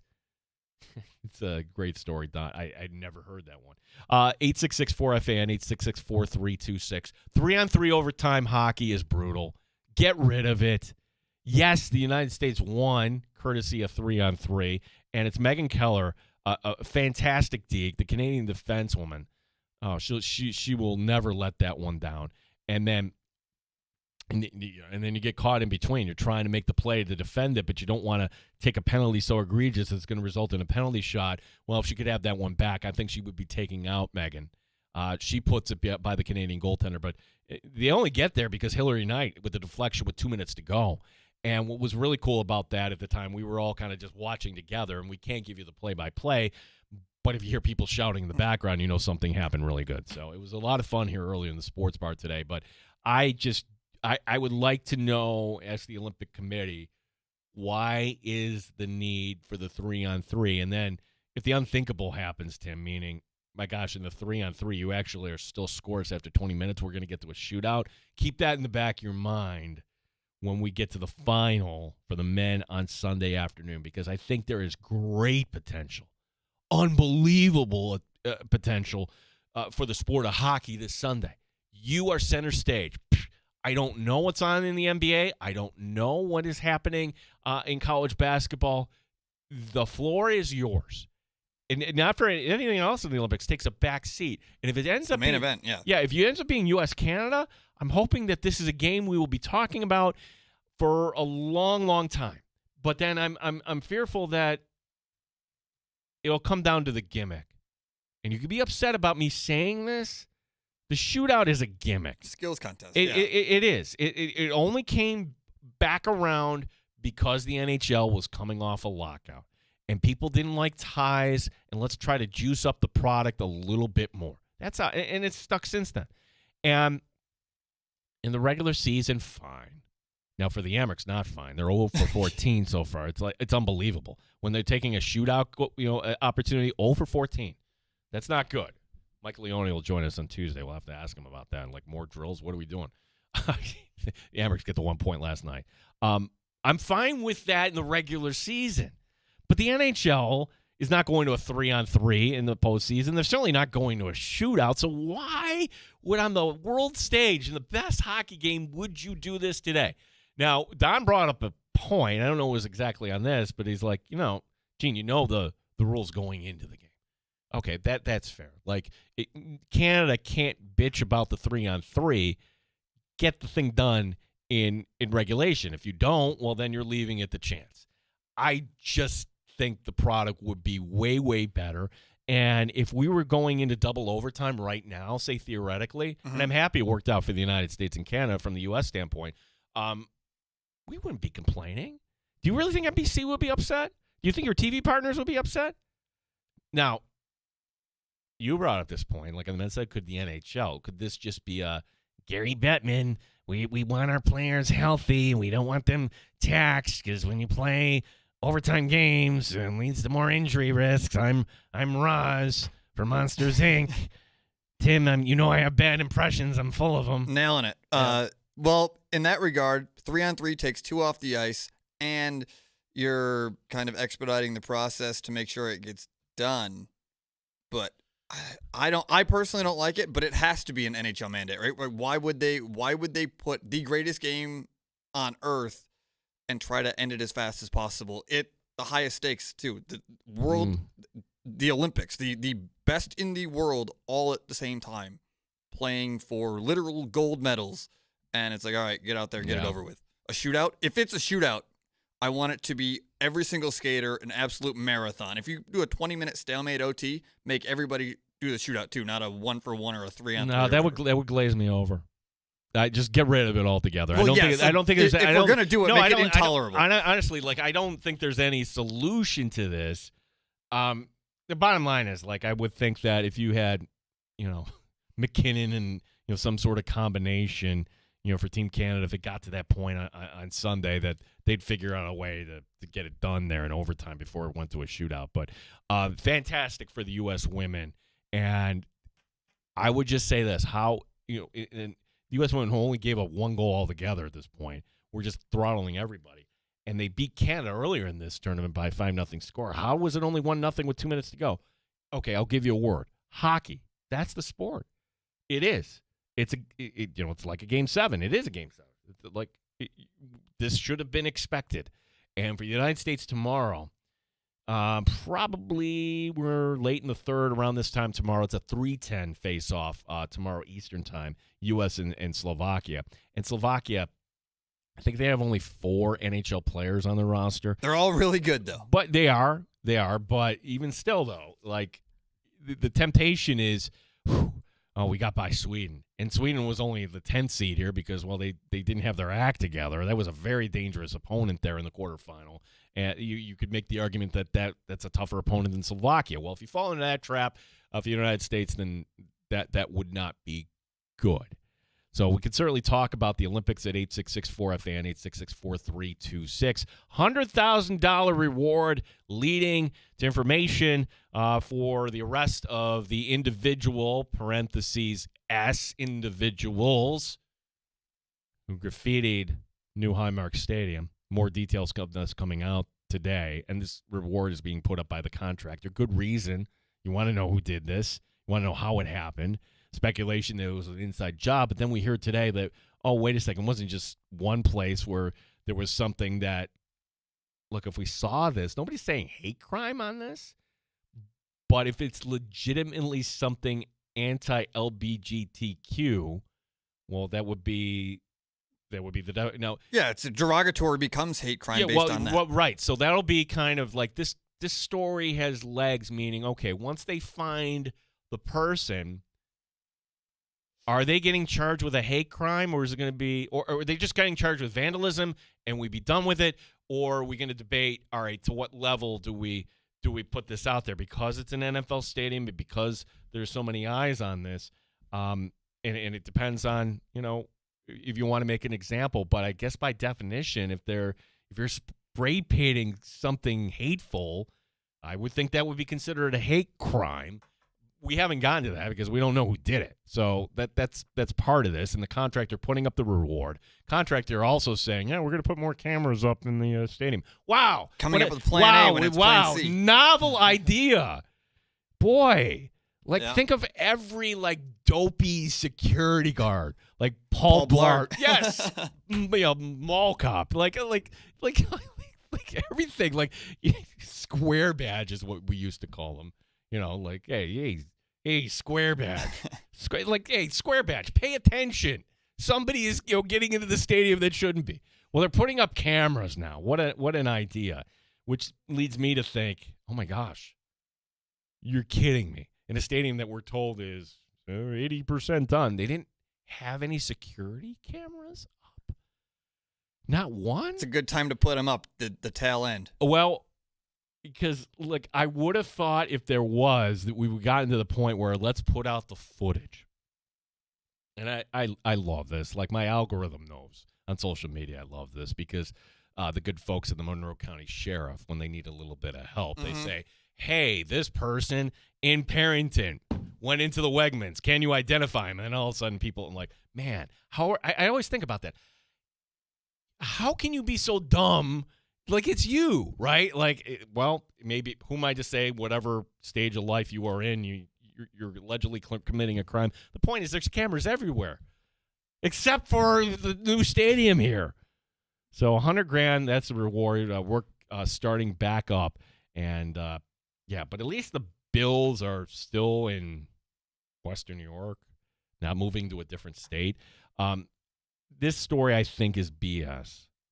Because it came out from the insiders like Rappaport and others.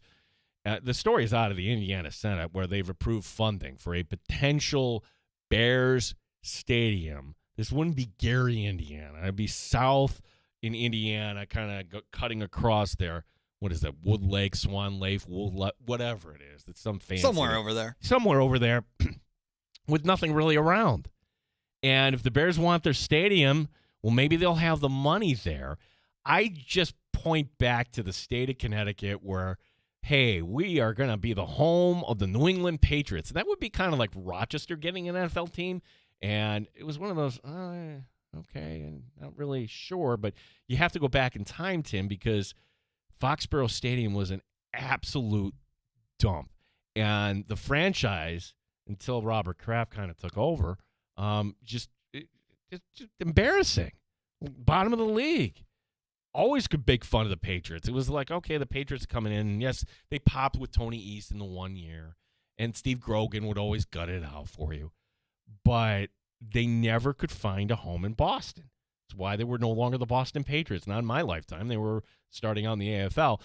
Well, that was all signed and, ribbon cutting and everything else. And I don't know the politics of how that fell apart. But when they announced the stadium in Connecticut, it actually got everybody in Massachusetts working a little bit harder. So that's just my read on this. The Bears don't want to go to Indiana. Everything, the Chicago Bears of Indiana.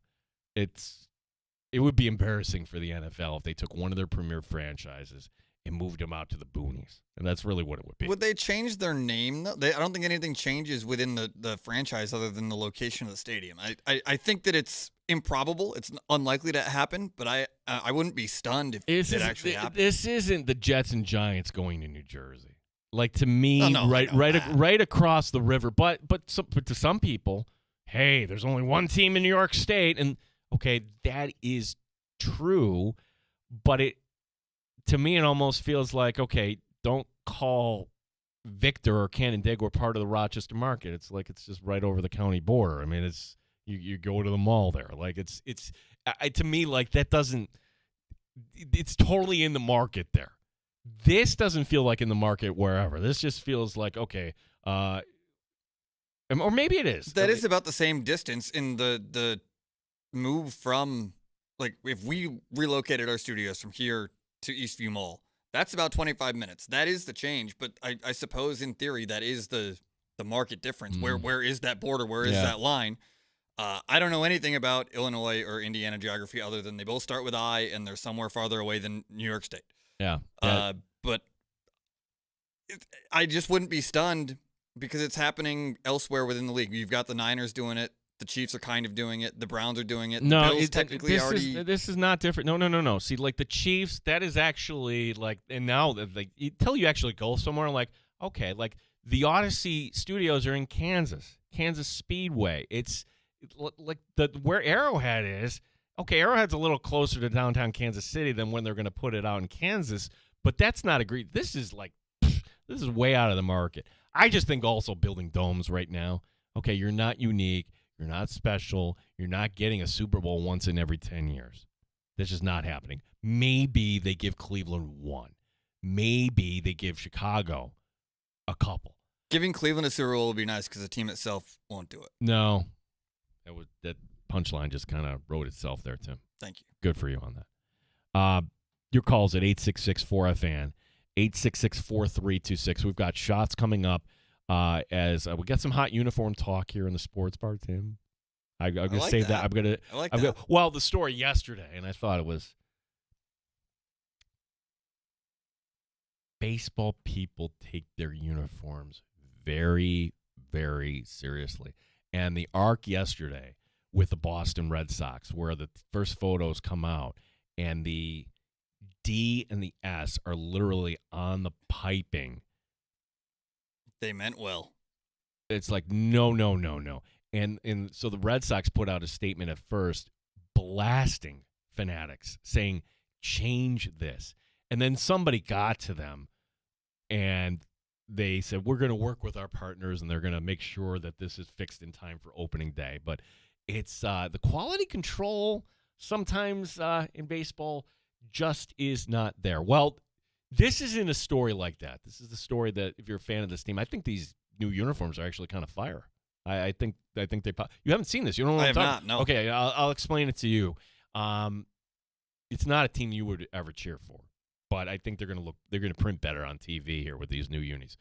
We've got that story. We've got other things to talk. Oh, about the players union too. We got to follow up on that. And we also have tickets. Yeah, I have more tickets here. Let's give away another pair here. Dierks Bentley, July 11th at CMAC. Now, the deal is here, it's you're going to get something from us closer to the show. Understand that. They go on sale tomorrow. Ticketmaster.com. Dierks Bentley, CMAC, July 11th. 10 a.m. tomorrow. Or you can be caller 5 right now at 866-4FAN. 866-4326. Caller 5 gets a pair of tickets to see Dierks Bentley at CMAC, July 11th. Good luck here from the Fan Rochester.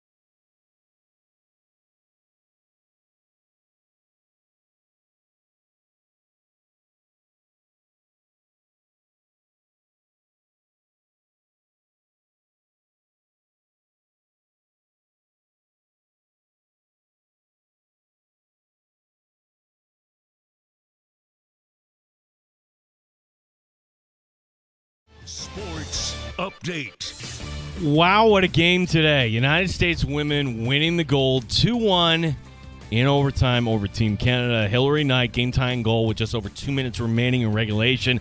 Megan Keller gets behind the defense, the game winner, the golden goal, literally, in overtime. Meanwhile, the men face Slovakia tomorrow. Paul Hamilton talking about, one guy that really got it done for the U.S.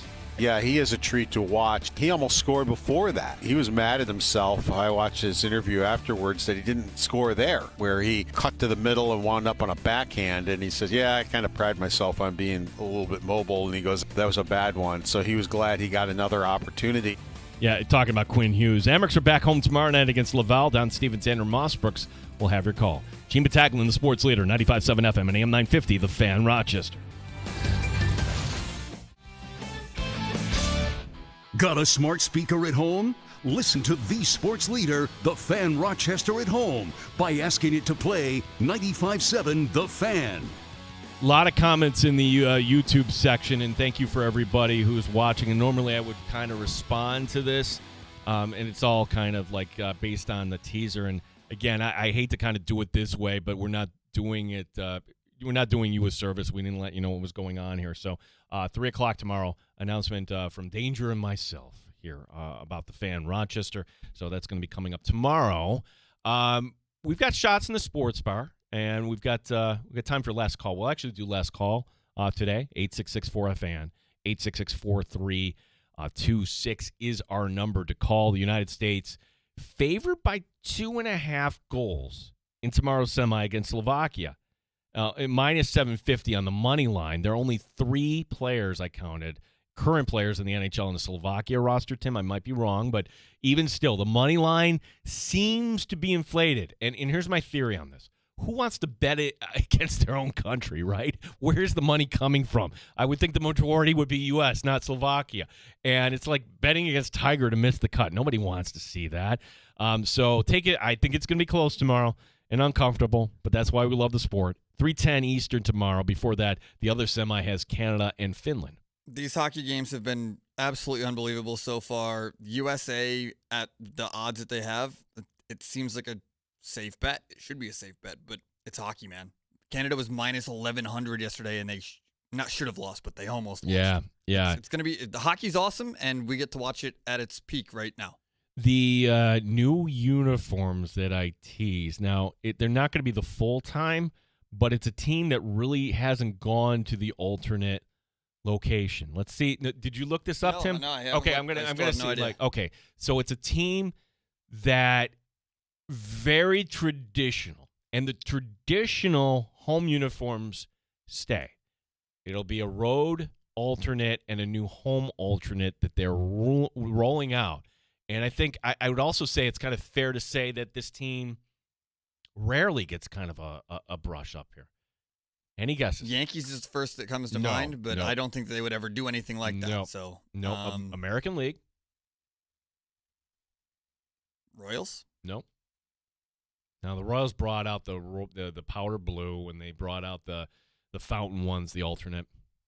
This team did go alternate. I should say this. They got the Nike ones, and I didn't think the Nike ones were good. Your division, AL Central. Stay with that. Oh. The White Sox? No, it's the Tigers. So the Tigers. Oh, yeah, the White Sox came out with black ones. Yeah, the White Sox came out with Chicago Bear looking, or excuse me, Bulls looking uniforms. The new Tiger uniforms. So on the road, it's now a navy top, and it's. I mean, are they black? Or are they navy? Officially, it's so dark it looks almost black. But the navy with Detroit in orange, and at home the alternates are an orange top. I think it looks. It's very modern for this team here. So you're looking at them now. You like them? I think they're fire. They look almost identical to Baltimore's to me. Like, I don't dislike them, but I see that, and I think that the Orioles are playing. So, wow. I like them, but that's the wrong team. Okay. You know what I mean? The orange. Okay, so what about the navy alternates? I think those look black to me. I might be colorblind. Yeah, but it's almost like, are the Chicago Bears black uniforms? No, they're navy. And same thing with the Tigers. I I always thought the Tigers are black. Apparently, it's just a very, very deep shade of navy. That is news to me. I learned something today. Yeah, I mean, it's used to be you would get all the new uniforms kind of rolled out during the holidays for good reason, and now it's just we're getting this like in spring training, almost like, hey, we're behind schedule, or I don't know, maybe they've done studies that people will buy at any time of year. Let's put it right before the start of spring training. And the one I'm really excited to see, the Marlins going back to the old throwbacks. Those are cool. I saw those already. I like those a lot. Yeah, that's some of them. The Marlins have kind of missed over recent time. In fact, I'm not really keen on theirs. But that's the one sport where you're a uniform person, you kind of geek out about baseball uniforms. And by the way, tomorrow we have spring training games. Yes, we do. Real ones. They don't count, but they're real ones. I don't care. Just give me pictures. I don't care. I don't care if the Mets lose. I'm not going to get all worked up. Actually, know people that are going down this weekend just to they said the name of the Mets field. I didn't even know like it was renamed, but that's what it is. Like just going to take in a weekend. Haven't done that. Bruce Meyer. Who's he? Bruce Meyer is the new interim director for Major League Baseball's Players Association. The timing isn't great here. Not great, Bob. With the current labor agreement set to expire December 1st, Meyer, the natural choice, he was the lead negotiator during the last round between MLB and the players in 2022. That lockout lasted 99 days, but ultimately it did not interrupt the season. They found a way. He's a lawyer, and I don't think there's enough time to really kind of do a search. So trial by fire, because the other guy, Tony Clark, a couple bad allegations on different fronts. What's the worst allegation? That you might have stolen money, or you might have hired your sister-in-law, put her on the payroll, and have been dipping your pen in the company, so to speak, with the sister-in-law. The hiring the family member, whatever. Nepotism is a thing. It has been a thing. It will remain a thing. The extracurriculars with the family member is wild.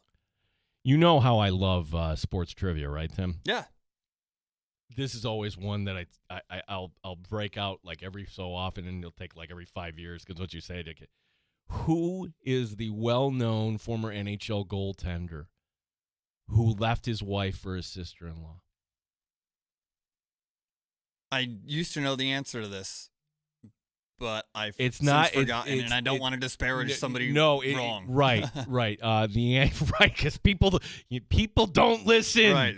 They don't listen. I'm not gonna. The answer is Tim Schneider. No, it's not Tim Schneider. The answer is Martin Brodeur. Ah, yes, I did. Which, yes, which I always wonder, like how does that work, like around the holidays? That was his midlife crisis between New Jersey and St. Louis. One of the most respected NFL writers in history is John McClain, not from Die Hard. He's from Houston, formerly the Houston Chronicle. Nearly 50 years on the beat, going from the Houston Oilers and then still covering the team and then to the Texans. And look, he still does podcasts. We've had him on the show a couple times, right? Just kind of a salt of the earth kind of guy that has been there, done that. But oh my gosh, I don't know why you would want to go down this path. So the debate in Houston, and I'm not familiar with this, Tim, but when I tell you this, it's like, okay, that might make sense. Like if we were doing a sports talk show in Houston, should the Texans trade C.J. Stroud right now? And you pause and you think, his value has never been lower, but we see it with our own eyes. Maybe there's nothing there. Maybe with all these other teams so desperate for quarterbacks, we can ship them off and hit the reset button. Now, ultimately, I think they don't have a choice here because good luck finding that next quarterback unless you want to bring in Tua, Kyler Murray, or whatever floats your boat. John McClain, he's offered like his thoughts on this. Thinks it's a horrible idea to the point where he put out on social media that if C.J. Stroud were to get traded, that he, John McClain, will walk down Kirby Avenue naked. Kirby Avenue is in downtown Houston, which John McClain, again, 50 years on the beat. I don't think anybody wants to. That's not something I'm trying to see. No, I don't even want to visualize that. That's where, like, John, why are you forcing us to visualize this? I guess he's hammering the point home. There's that actually is a nice thought exercise that we could map out. Like, there is a path to get rid of C.J. Stroud. Okay, and make somebody else give him. Thank you. Like next time, I would put the C.J. Stroud in front of exercise, because when you said that is something like, no, I don't want to think about the pathway to John McClain walking naked down a street in Houston. That is one that, okay, if that actually happens, John, you back out of that. There's certain things where, like, my father always told me, be a man of your word. If you say no, if you that's one you kind of walk back a little bit. I don't think there's any question. Nah, he said it. He has to own it now. I don't want to see it, but he said it, so man up. We'll tell you what's coming up tomorrow on the show. As again, tomorrow is going to be a very, very interesting day in the sports bar. Danger will be back tomorrow. He's back from Virginia. I don't know if he likes me telling where he is, but we have he has other responsibilities with his company, as do I. If you ever want to, have a marketing campaign, have your business advertise on the sports bar, please feel free to reach out to me. Anyways, last call is next, 866-4FAN, 866-4326. We'll tell you about the show tomorrow, and we'll wrap it up. Your call's coming up next year. This is the Fan Rochester.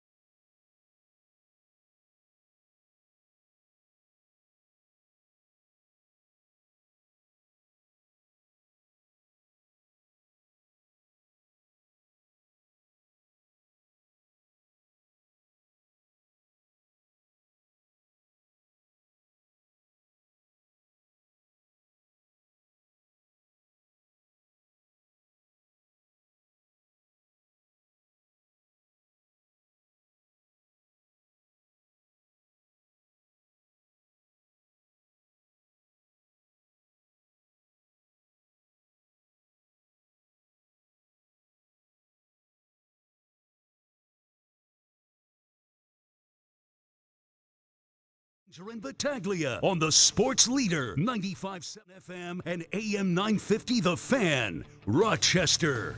It's last call here in the sports bar.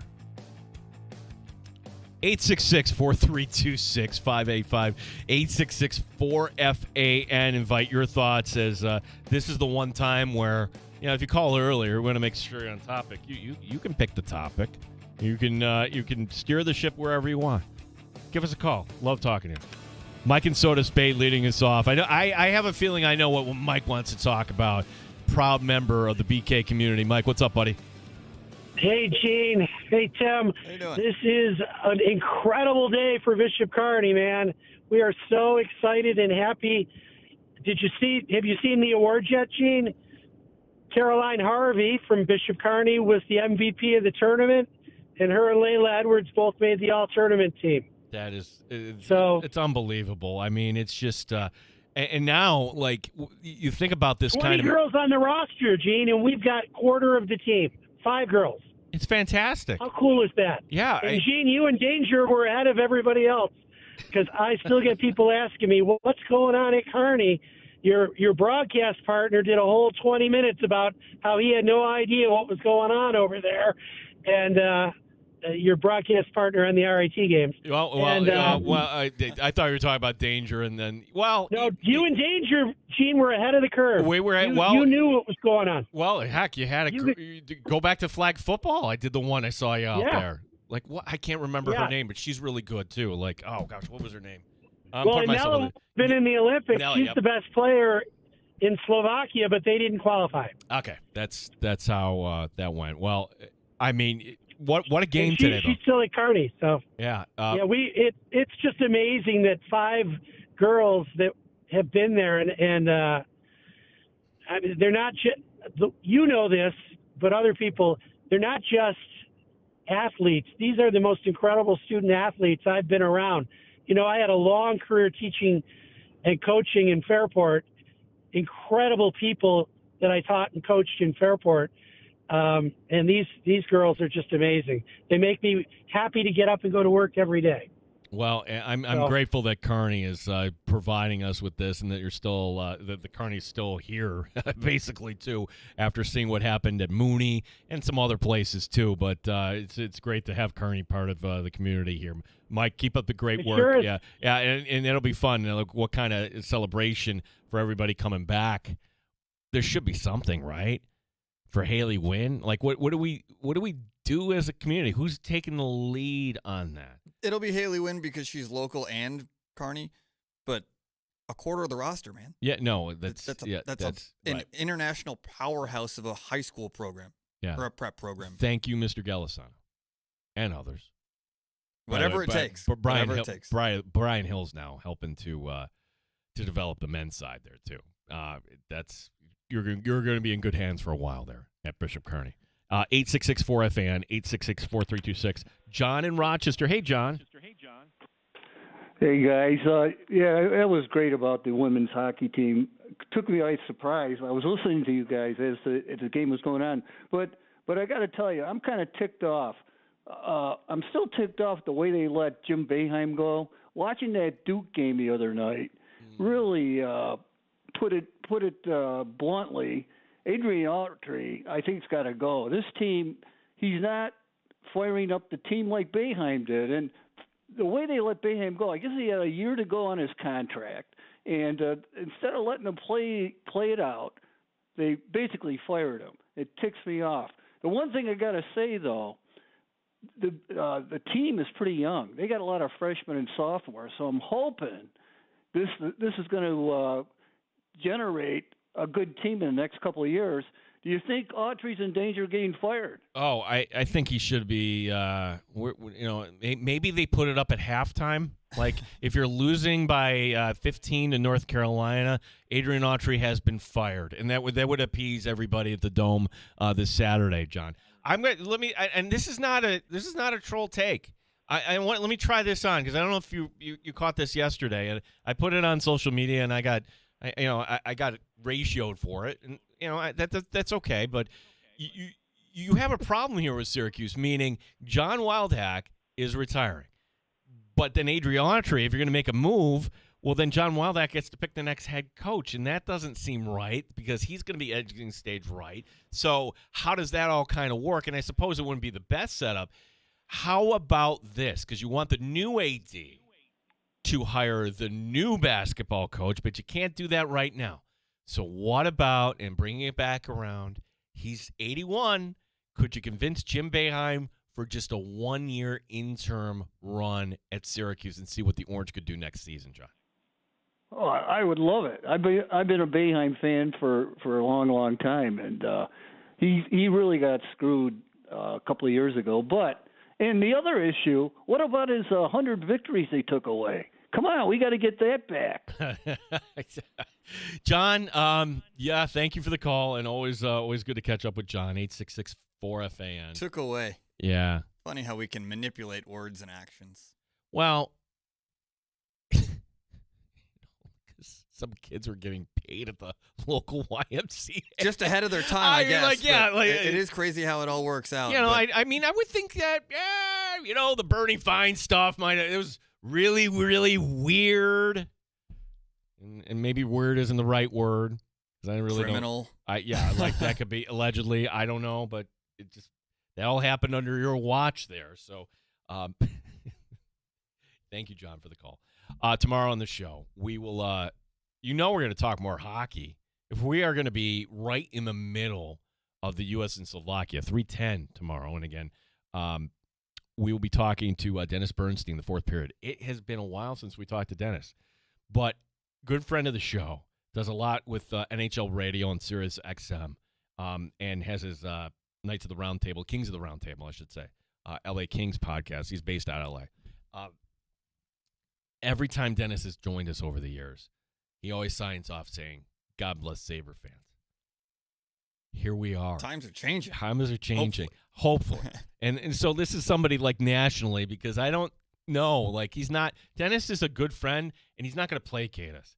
If he thinks that, hey, maybe this team isn't a shoe-in here to get to the postseason, he'll give it to us. That's tomorrow on the show. And then 13 Wham's Mike Catalano will also be stopping by as we will be heading to not us personally, but we, the collective sports world, will be moving on to the Combine right after that's next week, Tim. Players begin to report, and this to me is the excuse for NFL personnel people, NFL media members, just anybody who wants a few days away from the wife and kids. Honestly. Like, Sean McVay was ahead of his time on this, saying, why are we going to the Combine? Like, I don't need to go there. We've done our interviews. Okay, we want to bring in certain players for a visit. This is just a waste of time. Now, the Combine serves one big purpose to me. That's the medicals. Like, it's the time for your doctors, your trainers. Okay, tell me about this. And it's like you're putting cattle on the hoof there. It's like, okay, it's a little unsavory, right? But that's important. Like, you're going to make this investment. You want to make sure that, you're getting the medical records and you know exactly what you're drafting. You don't want to, when Shaq Lawson was drafted, it's like, oh, yeah, come to find out he does have a problem. He won't be available right away. That's fantastic. But Combine begins next week. We'll talk to 13 Wham's Mike Catalana. That'll be coming up. More people writing in. Chris writing in. Talking about the logo. I forgot to get this. Like, the Titans kind of simplifying their logo. I think we're saying this is real, right? The thing that's been leaked by Fanatics, somebody. Like, if it's on the internet, it's certainly true. So yeah. They now look like a table instead of a thumbtack.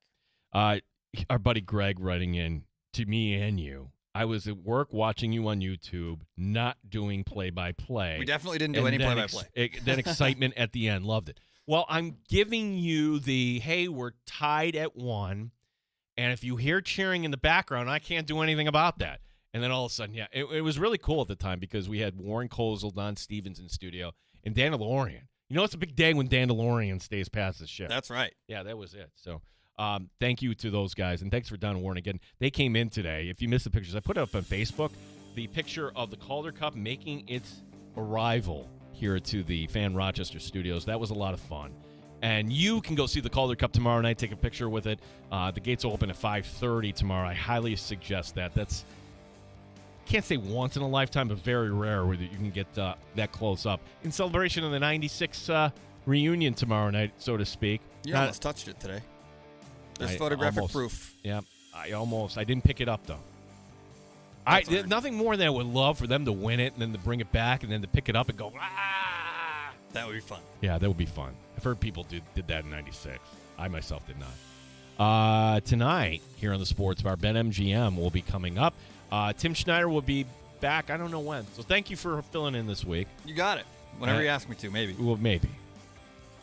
Talk to you tomorrow at 3 here on the Fan Rochester. Have a good night, everyone.